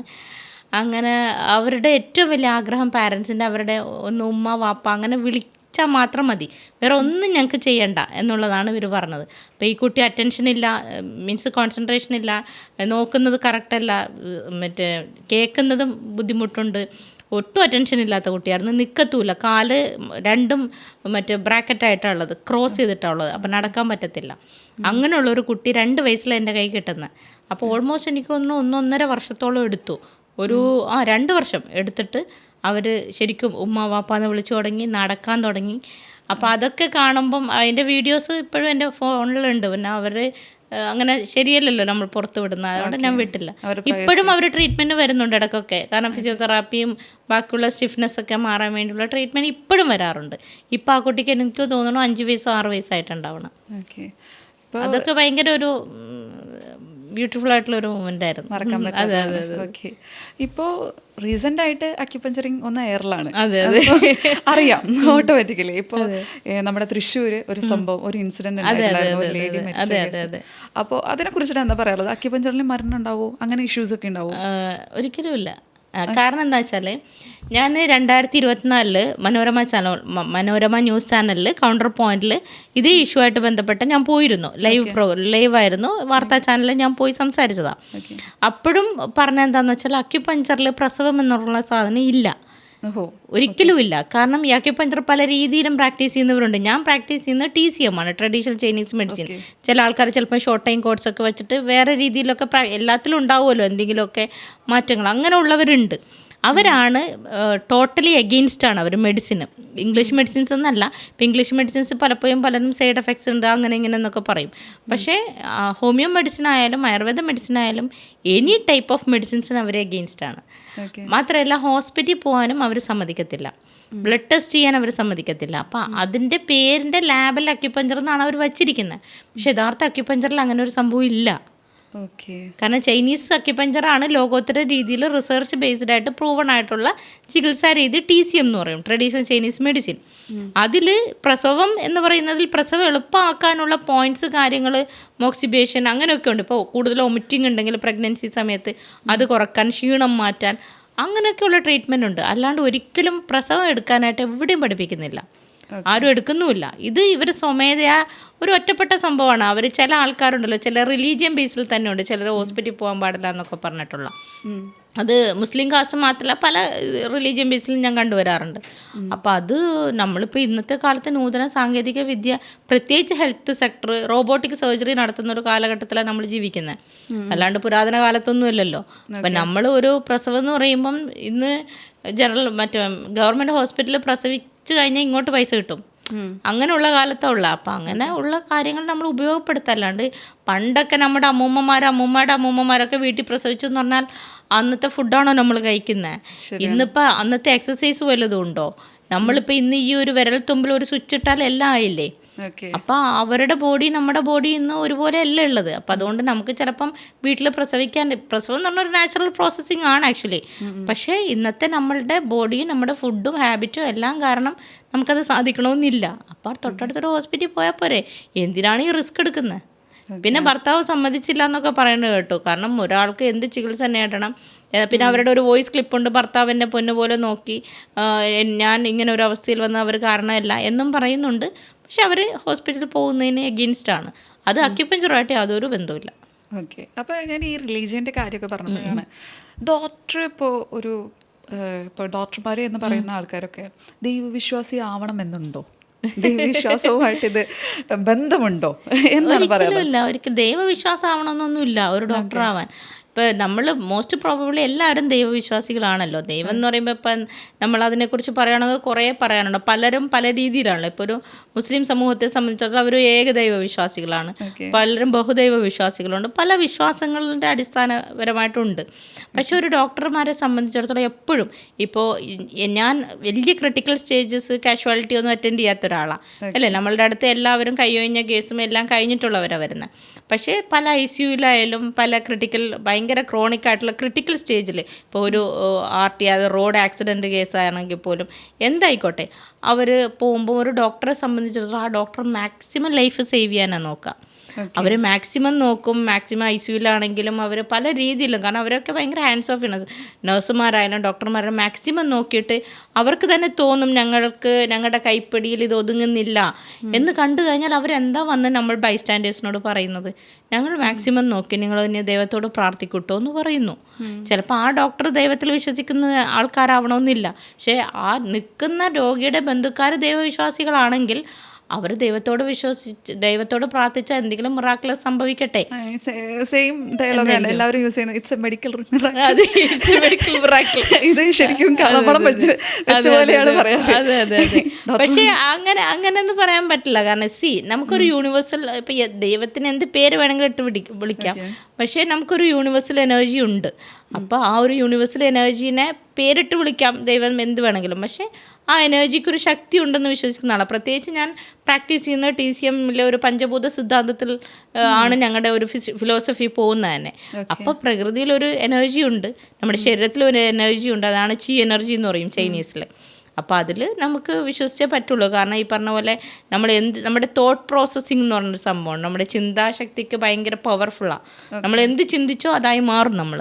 അതുകൊണ്ടാണ് നമ്മൾ കുട്ടികളെയൊക്കെ ഇങ്ങനെ എന്താ പറയുക, ശപിക്കുന്ന രൂപത്തിന് ഒരു കാലത്തും ഗുണം പിടിക്കൂല, നന്നാവൂല, ഇങ്ങനെയൊന്നും പറയരുതെന്ന് പറയാൻ കാരണം അവർ നന്നാവാൻ ശ്രമിച്ചാലും നമ്മൾ പറഞ്ഞിരിക്കുന്നത് നന്നാവൂല എന്നല്ലേ. അപ്പോൾ അത് അവരുടെ സബ് കോൺഷ്യസ് മൈൻഡിൽ കിടന്നിട്ട് അതാവാനായിട്ട് ശ്രമിക്കും.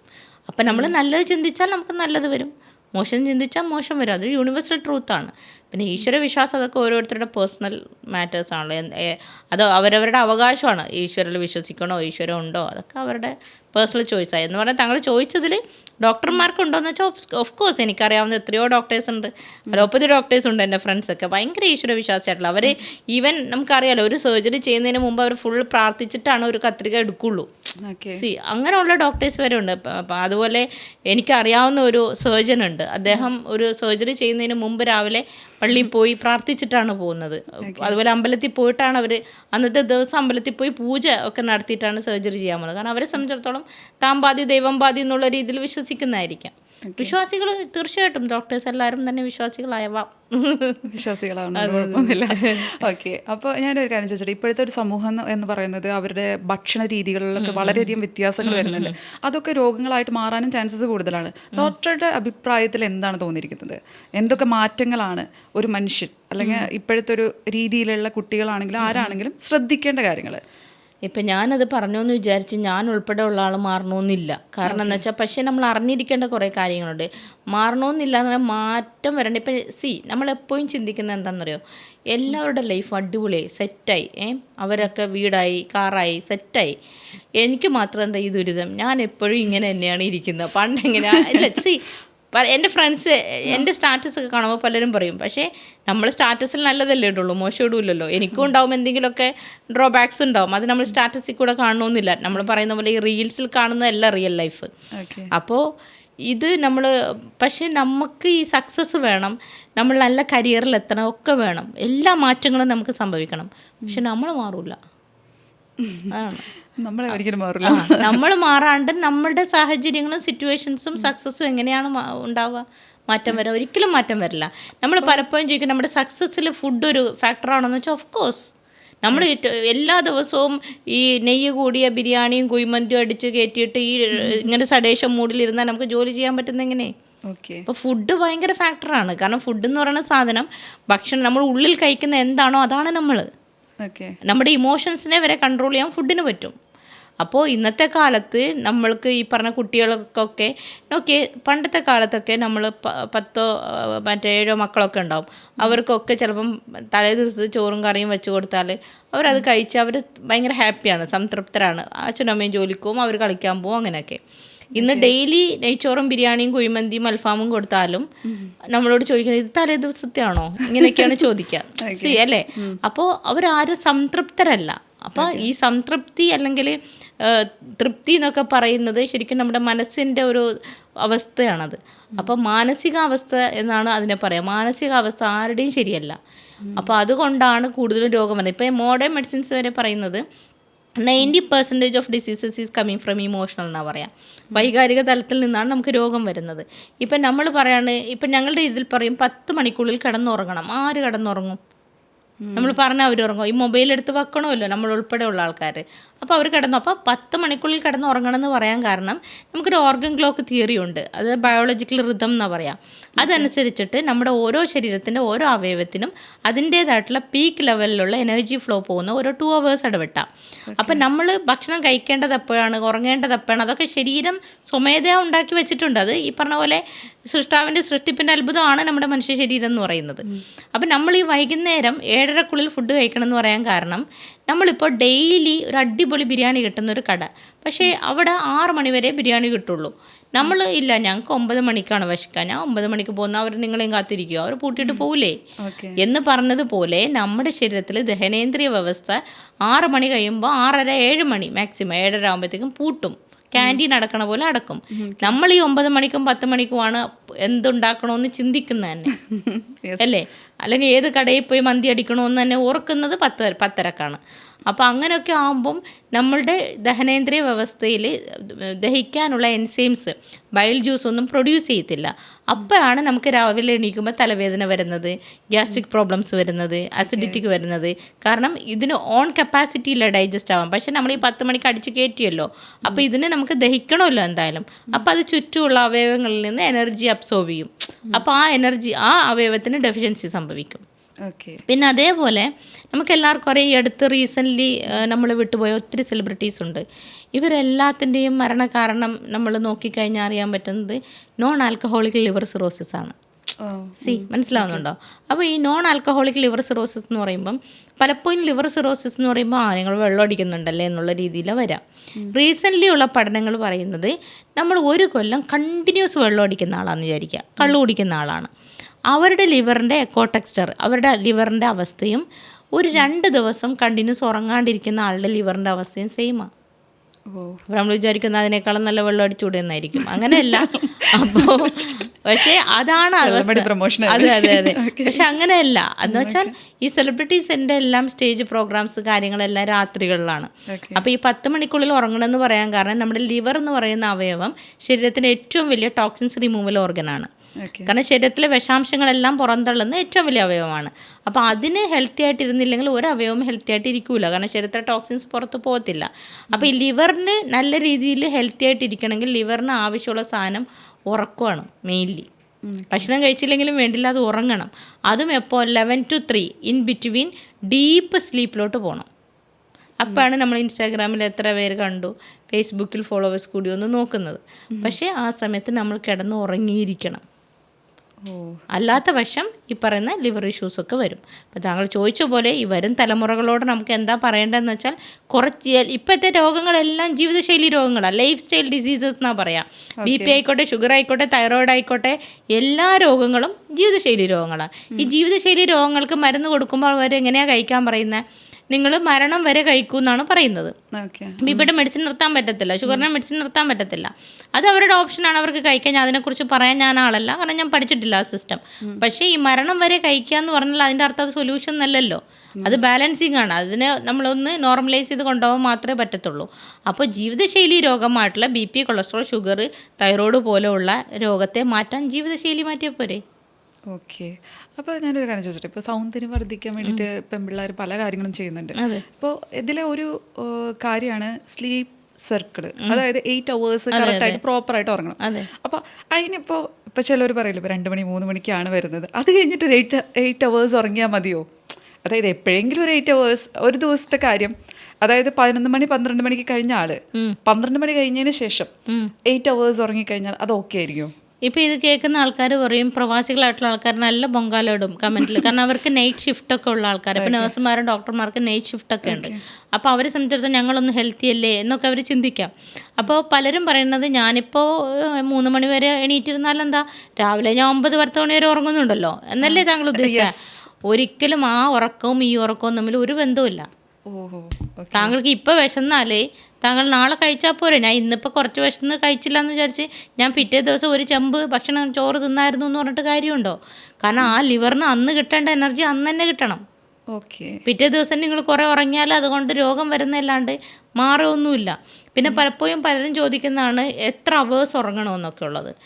എന്നെ സംബന്ധിച്ചിടത്തോളം TCMൻ്റെ കൺസെപ്റ്റ് പ്രകാരം നമ്പർ ഓഫ് അവേഴ്സിലല്ല കാര്യം, ക്വാളിറ്റി ഓഫ് സ്ലീപ്പാണ്. ചിലരെ കണ്ടിട്ടുണ്ടോ ഇങ്ങനെ ഇരുന്നിട്ട് ഇങ്ങനെ തൂങ്ങും, ഫ്രാക്ഷൻ ഓഫ് സെക്കൻഡിൽ അവർ ഭയങ്കര ഫ്രഷ് ആയിരിക്കും.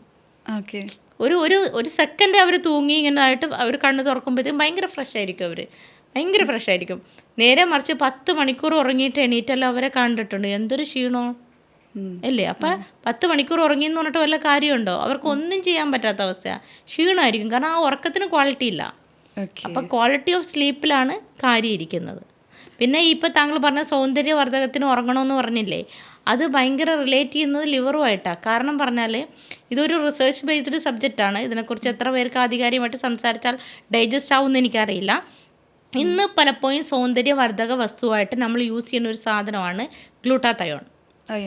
എല്ലാവരും വെളുക്കാനായിട്ട് വെളുത്ത് പാറുക എന്നൊക്കെ ഉള്ള രീതിയിൽ പാറാൻ വേണ്ടി ഉപയോഗിക്കുന്ന ഗ്ലൂട്ടാതയോൺ IV ആയിട്ട് ഉപയോഗിക്കുന്ന ആൾക്കാരുണ്ട്, ഇഞ്ചക്ഷനായിട്ട് ഉപയോഗിക്കുന്ന ആൾക്കാരുണ്ട്, ടാബ്ലറ്റായിട്ട് യൂസ് ചെയ്യുന്ന ആൾക്കാരൊക്കെ ഉണ്ട്. ഇപ്പോൾ പല ഇൻഫ്ലുവൻസേഴ്സും ടാബ്ലറ്റൊക്കെ പരസ്യം ചെയ്യുന്നതൊക്കെ കണ്ടിട്ടുണ്ട്. ഇതൊക്കെ കഴിച്ചോളൂ, ചിലപ്പം വെളുത്ത് പാറുമായിരിക്കും, അത് നല്ലതായിരിക്കും. അതിനെക്കുറിച്ച് ആധികാരികമായിട്ട് എനിക്കറിയില്ല. പക്ഷേ ഈ ഗ്ലൂട്ടാതയോൺ എന്ന് പറയുന്ന സാധനം ശരീരത്തിൽ സ്വമേധയാ പ്രൊഡ്യൂസ് ചെയ്യുന്നുണ്ട്. ആ പ്രൊഡ്യൂസ് ചെയ്യുന്നത് ലിവറാണ് പ്രൊഡ്യൂസ് ചെയ്യുന്നത്, അതൊരു എൻസൈമാണ്. അപ്പോൾ ഈ ഗ്ലൂട്ടാതയോൺ ലിവർ പ്രൊഡ്യൂസ് ചെയ്യണമെങ്കിൽ ലിവറിന് റെസ്റ്റ് കൊടുക്കണ്ടേ? അപ്പോൾ എന്താ ചെയ്യേണ്ടത്? ഉറങ്ങണം. അതുകൊണ്ടാണ് ഉറങ്ങുമ്പോൾ സൗന്ദര്യം വെക്കുന്നത്. ഓക്കെ.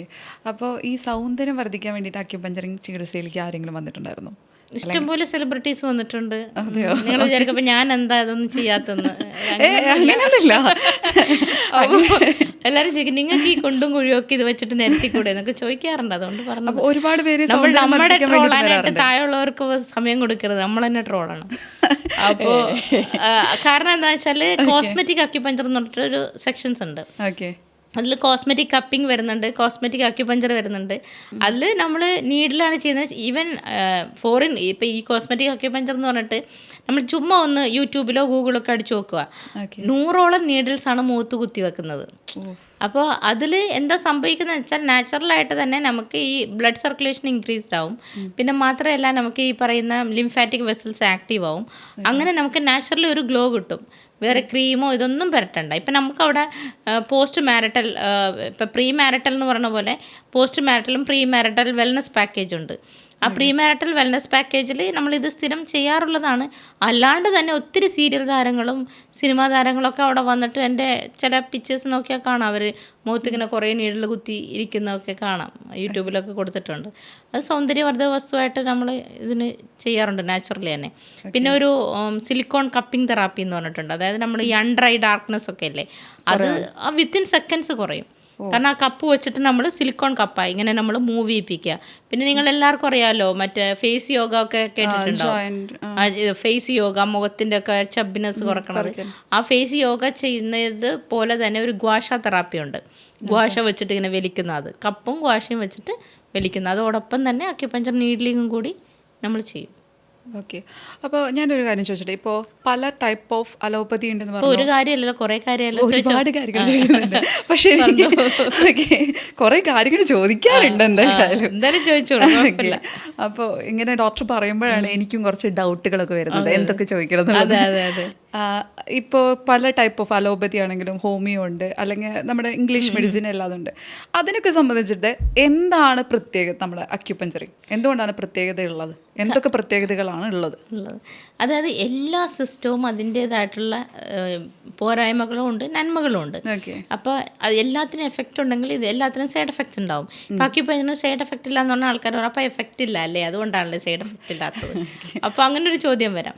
പക്ഷേ നമ്മളിപ്പോൾ ഒരു എമർജൻസി കണ്ടീഷൻസ്, ഇപ്പോൾ ഒരു കാല് ഫ്രാക്ചറായി, കൈ ഫ്രാക്ചറായി, പ്ലാസ്റ്റർ ഇടണം, ഇങ്ങനെയൊക്കെ എൻ്റെ അടുത്ത് വന്നാൽ എനിക്ക് പ്ലാസ്റ്റർ ഇടാനൊന്നും പറ്റത്തില്ല. പിന്നെ അതുപോലെ പ്രസവം എടുക്കാനായിട്ട് എനിക്ക് പ്രസവം എടുക്കാൻ അറിയില്ല, സിസേറിയൻ ചെയ്യണം, സർജറി ചെയ്യേണ്ട കണ്ടീഷൻസ്, ഇങ്ങനെയൊക്കെ ആണെങ്കിൽ നമ്മളൊരു അലോപ്പതിനെ ആശ്രയിച്ചേ നമുക്ക് പറ്റത്തുള്ളൂ. അപ്പം നമ്മൾക്ക് നമ്മുടെ ഈ ഒരു ഇന്ത്യൻ മഹാരാജ്യത്ത് പല സിസ്റ്റം ഓഫ് മെഡിസിൻസ് ഉണ്ട്. ഇപ്പോൾ ആയുഷിൻ്റെ അണ്ടറിൽ വരുന്നതാണ് ആയുർവേദ, യുനാനി, സിദ്ധ, അതുപോലെ നാച്ചുറോപ്പതി, ഇതെല്ലാം ആയുഷിൻ്റെ അണ്ടറിലാണ് വരുന്നത്. അലോപ്പതി വേറെയാണ്. അപ്പോൾ ഇതിൽ നിന്ന് അക്യുപഞ്ചറിനെ എങ്ങനെ വ്യത്യസ്തപ്പെടുന്നു എന്ന് ചോദിച്ചു കഴിഞ്ഞാൽ, ഇതിലെല്ലാം മരുന്നുണ്ട്, ഇതിൽ മരുന്നില്ല. ഇതിൽ മരുന്നില്ല. Body can heal itself എന്നാണ് പറയുക. ബോഡിക്ക് തന്നെ ബോഡീനെ ഹീൽ ചെയ്യാൻ പറ്റും. അതിനെ നമ്മളൊരു എന്താ പറയുക, എക്സ്റ്റേണലായിട്ടൊരു സപ്പോർട്ട് കൊടുത്ത് നീഡിൽസിൻ്റെ സഹായത്തോടു കൂടി സ്റ്റിമുലേഷൻ കൊടുത്തിട്ടാണ് ചെയ്യുന്നത്. അത് സയൻറ്റിഫിക്കലി പ്രൂവൺ ആയിട്ട് നമ്മുടെ സ്കിന്നിൻ്റെ തൊട്ട് താഴെയുള്ള ഒരു ലെയർ ഉണ്ട്, ഇൻഡസ്തീഷ്യ അല്ലെങ്കിൽ ഫേഷ്യ എന്ന് പറയും. അതിനെയാണ് നമ്മൾ ആക്റ്റീവ് ആക്കിയിട്ട് തലയിലുള്ള ന്യൂറോ ട്രാൻസ്മിറ്റേഴ്സിനെ ആക്റ്റീവ്. ഒരു ചെറിയ ഉദാഹരണം പറഞ്ഞാൽ, ഞാൻ ഉൾപ്പെടെ ഈ മേഖല വരണതിന് മുമ്പ് ഞാൻ ഒത്തിരി പെയിൻ കില്ലേഴ്സൊക്കെ കഴിച്ചിട്ടുണ്ട്. അപ്പോൾ നമുക്കൊരു തലവേദന വന്നാലും മുട്ടുവേദന വന്നാലും കാലുവേദന വന്നാലും നമ്മൾ എന്തെങ്കിലും ഒരു ഡോളോയോ പെയിൻ കില്ലറോ എന്തെങ്കിലും കഴിക്കുമല്ലോ. അപ്പോൾ അത് കഴിക്കുമ്പോൾ എങ്ങനെയാണ് നമുക്ക് ഒരു 5-10 മിനിറ്റിനുള്ളിൽ വേദന മാറുന്നത്? അത് നമ്മൾ ആദ്യം അറിഞ്ഞിരിക്കണം. ആ വേദന മാറുന്നത് എങ്ങനെയെന്ന് വെച്ചാൽ, അതിലുള്ള വേദന സംഹാരിയായിട്ടുള്ള ഘടകം നമ്മുടെ തലയിൽ ഹൈപ്പോതലാമസിൽ തട്ടി വേദന എന്നുള്ള സിഗ്നൽസിനെ അവിടെ ബ്രേക്ക് ചെയ്യുക. അല്ലാണ്ട് വേദന എവിടെയും പോകുന്നില്ല. ഇപ്പം നമ്മൾ മുട്ടുവേദനക്ക് മുട്ടിലോട്ടല്ല മറ്റേ മെഡിസിൻ കഴിക്കുന്നത്, നടുവേദനക്ക് നടുവിലോട്ടല്ല കഴിക്കുന്നത്. നമ്മൾ ഒരു ഭക്ഷണം കഴിക്കുമ്പോൾ എന്തൊക്കെ പ്രോസസ്സിംഗ് ആണോ നമ്മുടെ സ്റ്റൊമക്കിൽ നടക്കുന്ന, അതിൻ്റെ സെയിം പ്രോസസ്സിംഗ് എല്ലാം നടക്കുന്നുണ്ട് നമ്മളൊരു മരുന്ന് കഴിക്കുമ്പോൾ. അപ്പോൾ ഈ സെയിം പാരസെറ്റമോളിൻ്റെ കണ്ടൻറ്റ് അഥവാ പെയിൻ കില്ലറിൻ്റെ കണ്ടൻറ്റ് നമ്മുടെ ബോഡിയിലുണ്ട്. അതിനെയാണ് എൻഡോർഫിൻ എന്നൊക്കെ പറയാം. ഈ എൻഡോർഫിനെയാണ് നമ്മൾ എന്ത് ചെയ്യണത്, സ്റ്റിമുലേറ്റ് ചെയ്ത് കൊടുക്കുന്നത് നീഡിൽ വഴി. അപ്പോൾ മരുന്ന് കൊണ്ട് ചെയ്യുന്നവർക്ക് മരുന്ന് തിന്നുകൊണ്ട് ചെയ്യാം. ഈ മരുന്നിൻ്റെ എല്ലാ മരുന്നിൻ്റെയും കണ്ടൻറ്റ് ബോഡിയിലുണ്ട്. അതിനെയാണ് നമ്മൾ എന്ത് ചെയ്യണത്, അത് നമ്മൾ ശരിയായ വിധം, ഇപ്പോൾ എൻഡോർഫിൻ്റെ അളവ് ശരിയായ വിധം വഹിക്കാണ്ടിരിക്കുമ്പോഴാണ് നമുക്ക് പെയിൻ വരുന്നത്. അപ്പോൾ നമ്മൾ എൻഡോർഫിൻ്റെ അളവിനെ കൂട്ടിക്കൊടുക്കും നാച്ചുറലി. അതാണ് അവിടെ സംഭവിക്കുന്നത്.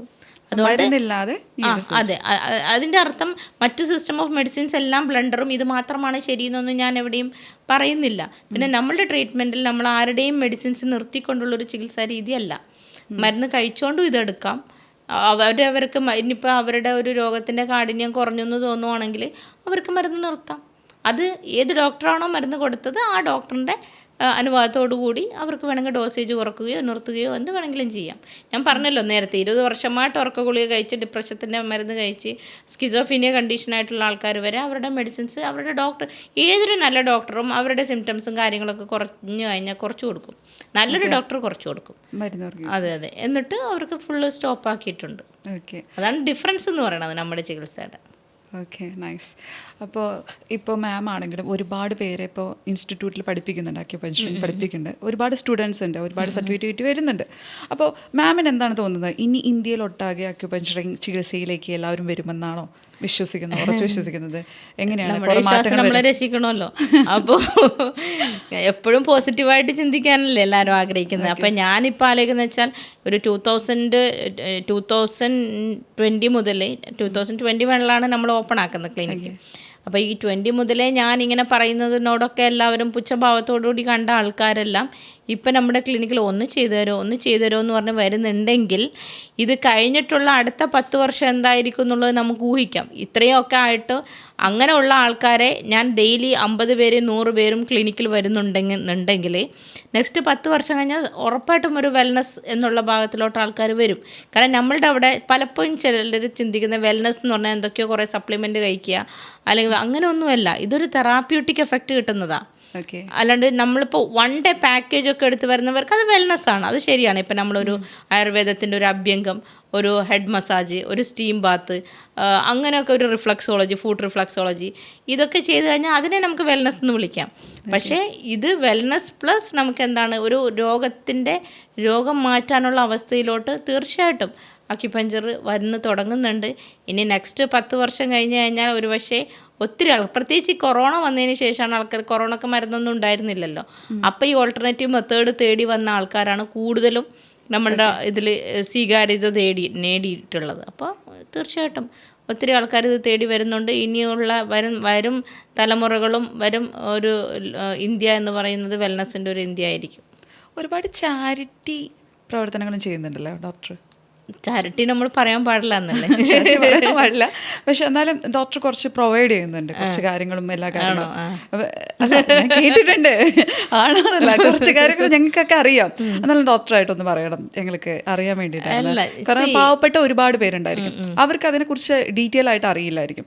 ചിലപ്പോൾ ഈ ഇൻ്റർവ്യൂവിലാവും അവർക്കൊക്കെ ഒരു അവയർനെസ് ഉണ്ടാവുക, എന്തൊക്കെ ഉണ്ടായിരിക്കാം, എന്തൊക്കെ പ്രൊവൈഡ് ചെയ്യുന്നുള്ളത്. ചിലവരിങ്ങനെ പെട്ടെന്ന് കാണുമ്പോൾ അക്യുപഞ്ചറിങ് അല്ല ഭയങ്കര പൈസ ആയിരിക്കും, ഞാനൊന്നും പോണില്ല, മീൻസ് എല്ലാവരും അങ്ങനെ ചിന്തിക്കുന്നത്. അല്ലെങ്കിൽ വല്ല ഗവൺമെന്റ് ആശുപത്രിക്ക് പോയാൽ മതി. സാധാരണക്കാരായ മനുഷ്യർ ഇത്രത്തോളം ചിന്തിക്കുള്ളൂ. അമിതമായിട്ട് അങ്ങോട്ട് പോണെന്നോ അല്ലെങ്കിൽ പുറത്തോട്ട് പോണെന്നോ അങ്ങനെ ഒന്നും ചിന്തിക്കില്ല. സോ അവരോടൊക്കെ എന്താ ചാരിറ്റി എന്ന് പറയുമ്പോൾ നമ്മൾ മനസ്സിലാക്കേണ്ട ഒരു കാര്യം, ഇപ്പോൾ പലപ്പോഴും ചാരിറ്റി നമ്മൾ അല്ലെങ്കിൽ ഒരു പ്രൊഫഷണൽസിനെ സംബന്ധിച്ചിടത്തോളം അവരുടെ ഉത്തരവാദിത്തമാണ്, അല്ലെങ്കിൽ പൈസക്കാരുടെ ഉത്തരവ്. ഇപ്പോൾ ലുലുവിലൊക്കെ MD അവരൊക്കെ അല്ലേ ചാരിറ്റി ചെയ്യേണ്ടത്, നമ്മളൊക്കെ എന്തിനാണ് ചാരിറ്റി ചെയ്യണത്? നമുക്ക് തന്നെ ചില സുഹൃത്തുക്കൾ പറയുന്നേക്കാം, എടോ ഞാനൊക്കെ ലോണിലാണ്, എൻ്റെ വീട് ലോണിലാണ്, എൻ്റെ കയ്യിൽ 10 പൈസയില്ല, ഞാൻ ജീവിച്ചു പോകണത് തന്നെ എങ്ങനെയെങ്കിലാണ്, അങ്ങനത്തെ ഞാൻ ആർക്ക് 10 പൈസ കൊടുക്കാനാ എന്ന് ചിന്തിക്കും.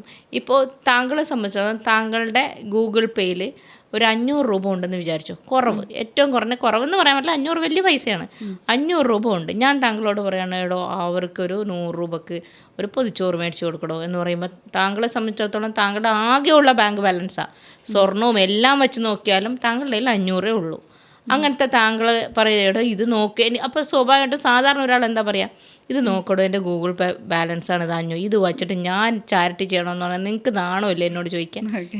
ഇതല്ലേ പറയാം. അപ്പോൾ ഒരു 500 രൂപ ഉള്ള ഒരാളെ സംബന്ധിച്ചിടത്തോളം 100 രൂപ പോലും ഇല്ലാത്ത ഒരാളെ കമ്പയർ ചെയ്യുമ്പോൾ താങ്കൾ കോടീശ്വരിയാ. ആ കോടീശ്വരി ആ 500 താങ്കൾക്കുള്ളതാണെന്ന് താങ്കൾ അഹങ്കരിക്കുകയാണത്, താങ്കളുടെ എല്ലാ പൈസ. അതിൽ ഇത്ര ഒരു 2% എങ്കിലും അതാ വേറെ ആളുടെ പൈസയാണ്. നമ്മളെപ്പോഴും ജോലി ചെയ്ത് ശമ്പളം മേടിച്ച് പോകുമ്പോൾ ഞാൻ കഷ്ടപ്പെട്ടുണ്ടാക്കിയ എൻ്റെ പൈസ എന്നാണ് പറയുന്നത്. പക്ഷേ ഈ കൈയും കാലും ഇല്ലാത്തവരോ അധ്വാനിക്കാൻ പറ്റാത്ത അർഹതപ്പെട്ട ആൾക്കാരെ കേട്ടോ ഞാൻ പറയുന്നത്, അവർക്കും കൂടി ഉള്ളതാണ് നമ്മുടെ പൈസ. നമ്മൾ പക്ഷേ കുറേ കൂടി സ്വാർത്ഥ മൈൻഡ് കാണിക്കുന്നതുകൊണ്ടാണ് നമ്മൾ എൻ്റെ എന്നുള്ള രീതി വരുന്നത്. എൻ്റെ അല്ല, അത് നമ്മുടെയാണ്, അത് വേറെ എല്ലാവരുടെയും പൈസയാണ് നമ്മുടെ പോക്കറ്റിൽ കിടക്കുന്നത്. അപ്പോൾ അത് നമ്മൾ ഓരോരുത്തരുടെ ഉത്തരവാദിത്തമാണ്. ഞാൻ ഒരിക്കലും അവർക്ക് 1 ലക്ഷം കൊടുക്കണം, ഇവർക്ക് വീട് വെച്ച് കൊടുക്കണം, അങ്ങനെയൊന്നുമല്ല. പക്ഷെ നമ്മളാൽ പറ്റുന്നത് നമ്മൾ കൊടുക്കണം. 10 രൂപ ഉണ്ടെങ്കിൽ അതിൽ 2 രൂപ നമ്മുടെ അല്ലല്ലോ. ആ 2 രൂപ വേറൊരാൾക്ക് കൊടുക്കാനുള്ളതാണ്. അപ്പം നമ്മൾ എപ്പോഴും ചിന്തിക്കുന്നത് എൻ്റെ കയ്യിൽ 1 ലക്ഷം രൂപ വന്നാൽ ഉറപ്പായിട്ട് ഒരു 10,000 കൊടുത്തിട്ട് ഞാൻ ആ പാവപ്പെട്ട മനുഷ്യനെ സഹായിക്കും. പക്ഷെ അത് എന്ന് വരാനേ ഈ 1 ലക്ഷം നമ്മുടെ കയ്യിൽ. അപ്പോൾ എന്ന് സഹായിക്കാനാണ് നമ്മൾ, അപ്പോൾ ഉള്ളത് കൊണ്ട് നമ്മൾ സഹായിക്കുക എന്നുള്ളതാണ്. ഇപ്പം എന്നെ സംബന്ധിച്ചിടത്തോളം കഴിഞ്ഞ 2 മാസം മുമ്പ് എൻ്റെ ക്ലിനിക്കിലെ അക്കൗണ്ടൻ്റ് എന്നോട് പറഞ്ഞു, എന്നെ ഇത്താന്നാണ് വിളിക്കുന്നത്, ഹസ്ബൻഡ് ഒരു ഫാമിലി ഫ്രണ്ടും എല്ലാം. അപ്പം ഇത്താ ഭയങ്കര സംഭവമല്ലോ ഈ മാസം. അപ്പോൾ ഞാൻ ചോദിച്ചു എന്താ? ഈ മാസം ഒരു 2.5 lakhs ഇത്ത ചാരിറ്റി ചെയ്തിട്ടുള്ളത്. അപ്പം ഞാനൊരു 2.5 ലക്ഷം രൂപ അങ്ങനെ തന്നെ എടുത്തൊരാൾക്ക് കൊടുത്ത ഓർമ്മ എൻ്റെ കയ്യിലില്ല, എനിക്കില്ല. അപ്പം ഞാൻ ഓർത്തു, ഞാൻ അങ്ങനെ 2.5 ലക്ഷം ഒറ്റയടിക്ക് കൊടുത്തിട്ടില്ല. കൊടുക്കുന്നുണ്ട്, കുറേശ്ശെ പലർക്കും കൊടുക്കാറുണ്ട്. അതിപ്പോൾ നമ്മളൊന്നും പറയണതില്ലല്ലോ. ഞാൻ 2.5 കൊടുക്കും. അപ്പോൾ എന്നെ ബ്ലെയിം ചെയ്യണമാണോ ഈ 2.5 ലക്ഷം രൂപ ഇനി മിസ്സായോ ക്ലിനിക്കിൽ നിന്ന് അറിയില്ല. അപ്പം ഞാൻ ചോദിച്ചു എന്താണോ എന്ന് ചോദിച്ചപ്പോൾ പറയാണ്, ഈ മാസം 2.5 ലക്ഷം രൂപയാണ് ചാരിറ്റി ആയിട്ട് ക്ലിനിക്കിൽ നിന്ന് പോയിട്ടുള്ളത്. ദാറ്റ് മീൻസ് ഫ്രീ ട്രീറ്റ്മെൻറ്റ് കൊടുത്തിട്ടുള്ളത്. ഓക്കെ. അപ്പോൾ അതിൻ്റെ അർത്ഥം അപ്പം അവിടെ വരുന്നവർ കുറേ പേര് N P means non payment. Okay. അപ്പോൾ അർഹതപ്പെട്ട ആൾക്കാർക്കൊക്കെ നമ്മളവിടെ ഫ്രീ ട്രീറ്റ്മെൻറ്റ് കൊടുക്കുന്നുണ്ട്. അല്ലാണ്ട് നമ്മൾ ഈ പറഞ്ഞ പോലെ പൈസ മാത്രമാണ് അങ്ങനെ പറയാൻ പറ്റത്തില്ല. പിന്നെ അതുപോലെ എത്രയോ ആൾക്കാർക്ക് വീടില്ലാത്തവരുണ്ടാകും, കല്യാണം കഴിപ്പിക്കാനില്ലാത്തവരുണ്ടാകും. ചിലപ്പോൾ എനിക്ക് ഒറ്റയ്ക്ക് പറ്റിയില്ലെങ്കിൽ എൻ്റെ ഏതെങ്കിലും സുഹൃത്തുക്കളുടെ കയ്യിലുണ്ടെങ്കിൽ അങ്ങനെയൊക്കെ നമ്മൾ ചെയ്യാറുണ്ട്. അല്ലാണ്ട് ഞാൻ പബ്ലിക്കലി ഭയങ്കര ചാരിറ്റി ചെയ്യുന്ന ആളാണ് അല്ലെങ്കിൽ സോഷ്യൽ സർവീസ്, അതൊന്നും പൊതുവേ അത് നല്ലൊരു പ്രവണതയല്ല. ഞാൻ ചെയ്യുന്നുണ്ട്, ഒരുപാട് ചെയ്യുന്നുണ്ട്. പക്ഷേ ഞാൻ തരുന്ന അഡ്വൈസ് എല്ലാവരും ചെയ്യണമെന്നാണ്.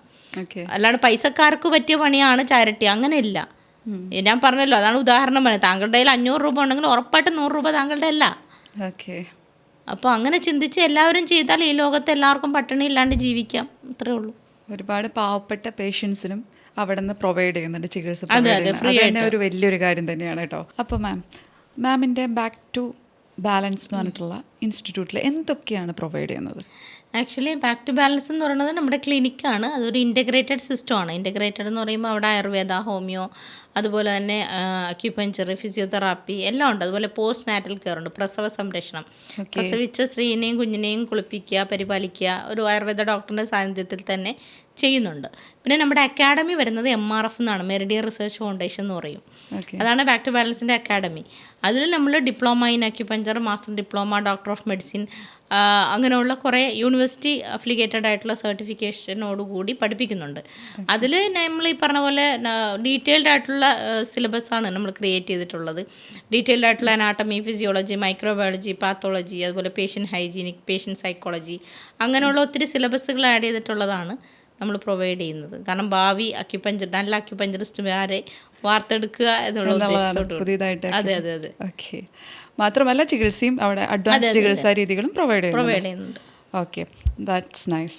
പിന്നെ ഞാനൊരു കാര്യം ചോദിച്ചിട്ടെ, ഇപ്പോൾ പേഴ്സണൽ ക്വസ്റ്റ്യൻ ആണ്. ഇപ്പോൾ ഒരുപാട് ഫ്രണ്ട്സ് ഉണ്ടായിരിക്കുമല്ലോ, ഫ്രണ്ട്സ് സർക്കിൾ ഉണ്ടായിരിക്കും. ഫ്രണ്ട്സൊക്കെ എങ്ങനെയാണ് സപ്പോർട്ട് ചെയ്യുന്നത്? ഫ്രണ്ട്സ് എന്ന് പറയുമ്പോൾ ഫ്രണ്ട്സ് എനിക്കില്ല. അതാണ്, ഫ്രണ്ട്സ് എന്ന് പറയുന്ന സംഭവം എനിക്കില്ല എന്നുള്ളതാണ് ഒരു യാഥാർത്ഥ്യം. കാരണം ഞാനിവിടെ വന്നിട്ട് ഒരു 19 വർഷമായി കേരളത്തിൽ വന്നിട്ട്. എനിക്ക് ഒരൊറ്റ ഫ്രണ്ട്സും ഇല്ല കേരളത്തിൽ. ആരെങ്കിലും പറഞ്ഞാൽ വിശ്വസിക്കുമെന്ന് അറിയില്ല. കാരണം എനിക്ക് ഏകദേശം 100K സബ്സ്ക്രൈബ്സ് ഉണ്ട് യൂട്യൂബിൽ.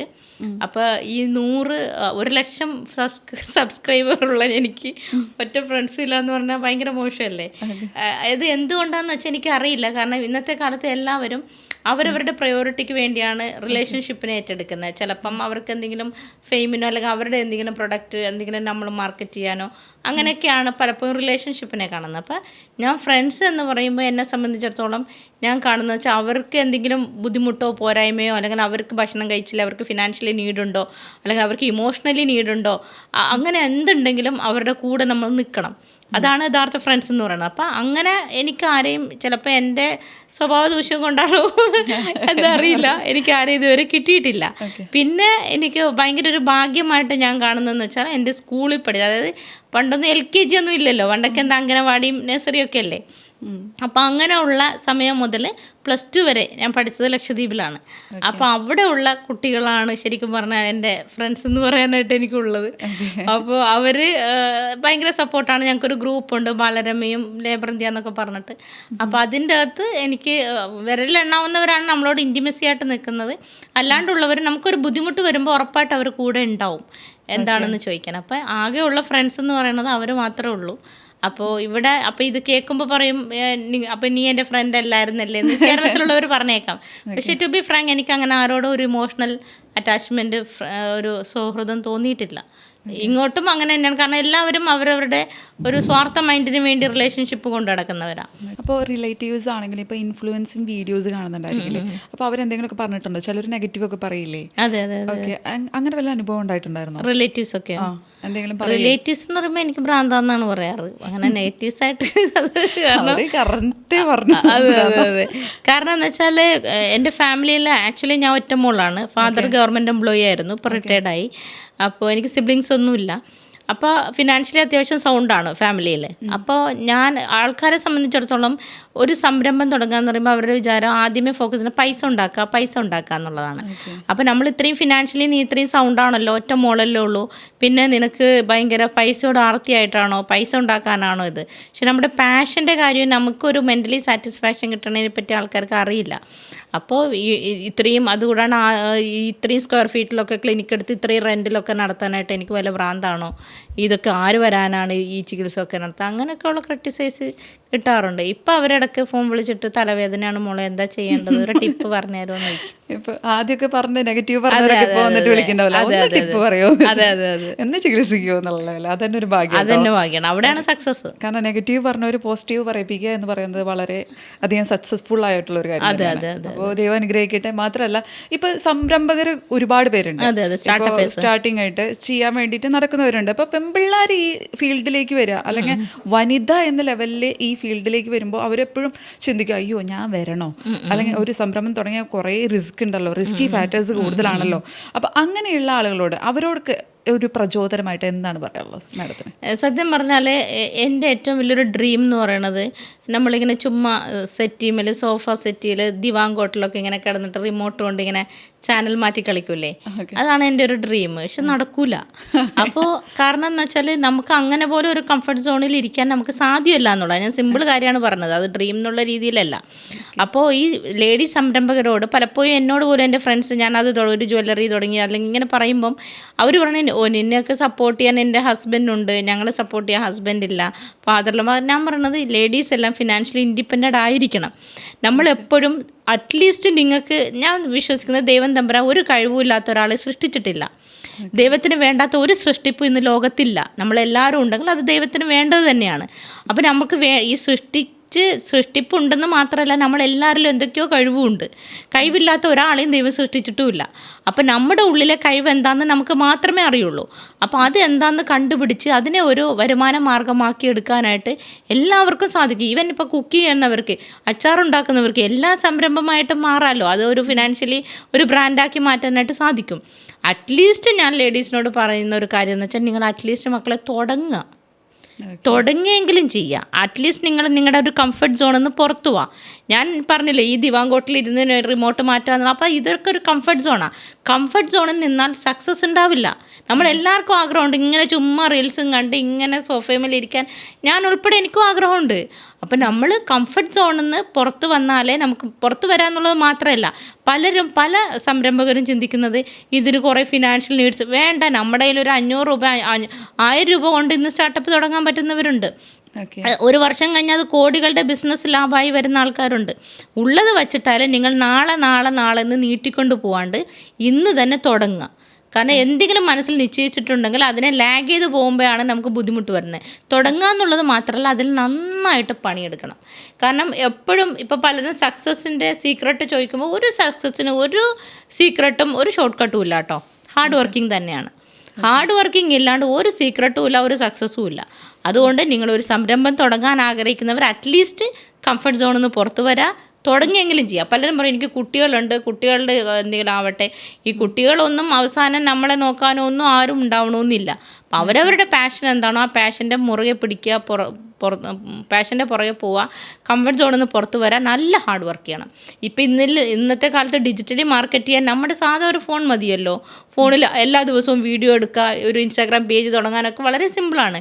ഇപ്പം നമ്മൾ പലപ്പോഴും പല ഇൻഫ്ലുവൻസേഴ്സ് പോലും ഡ്രസ്സിൻ്റെ ഒക്കെ ബിസിനസ് ഇപ്പം ഇൻസ്റ്റയിൽ കൂടിയൊക്കെ ചെയ്യുന്നുണ്ട്.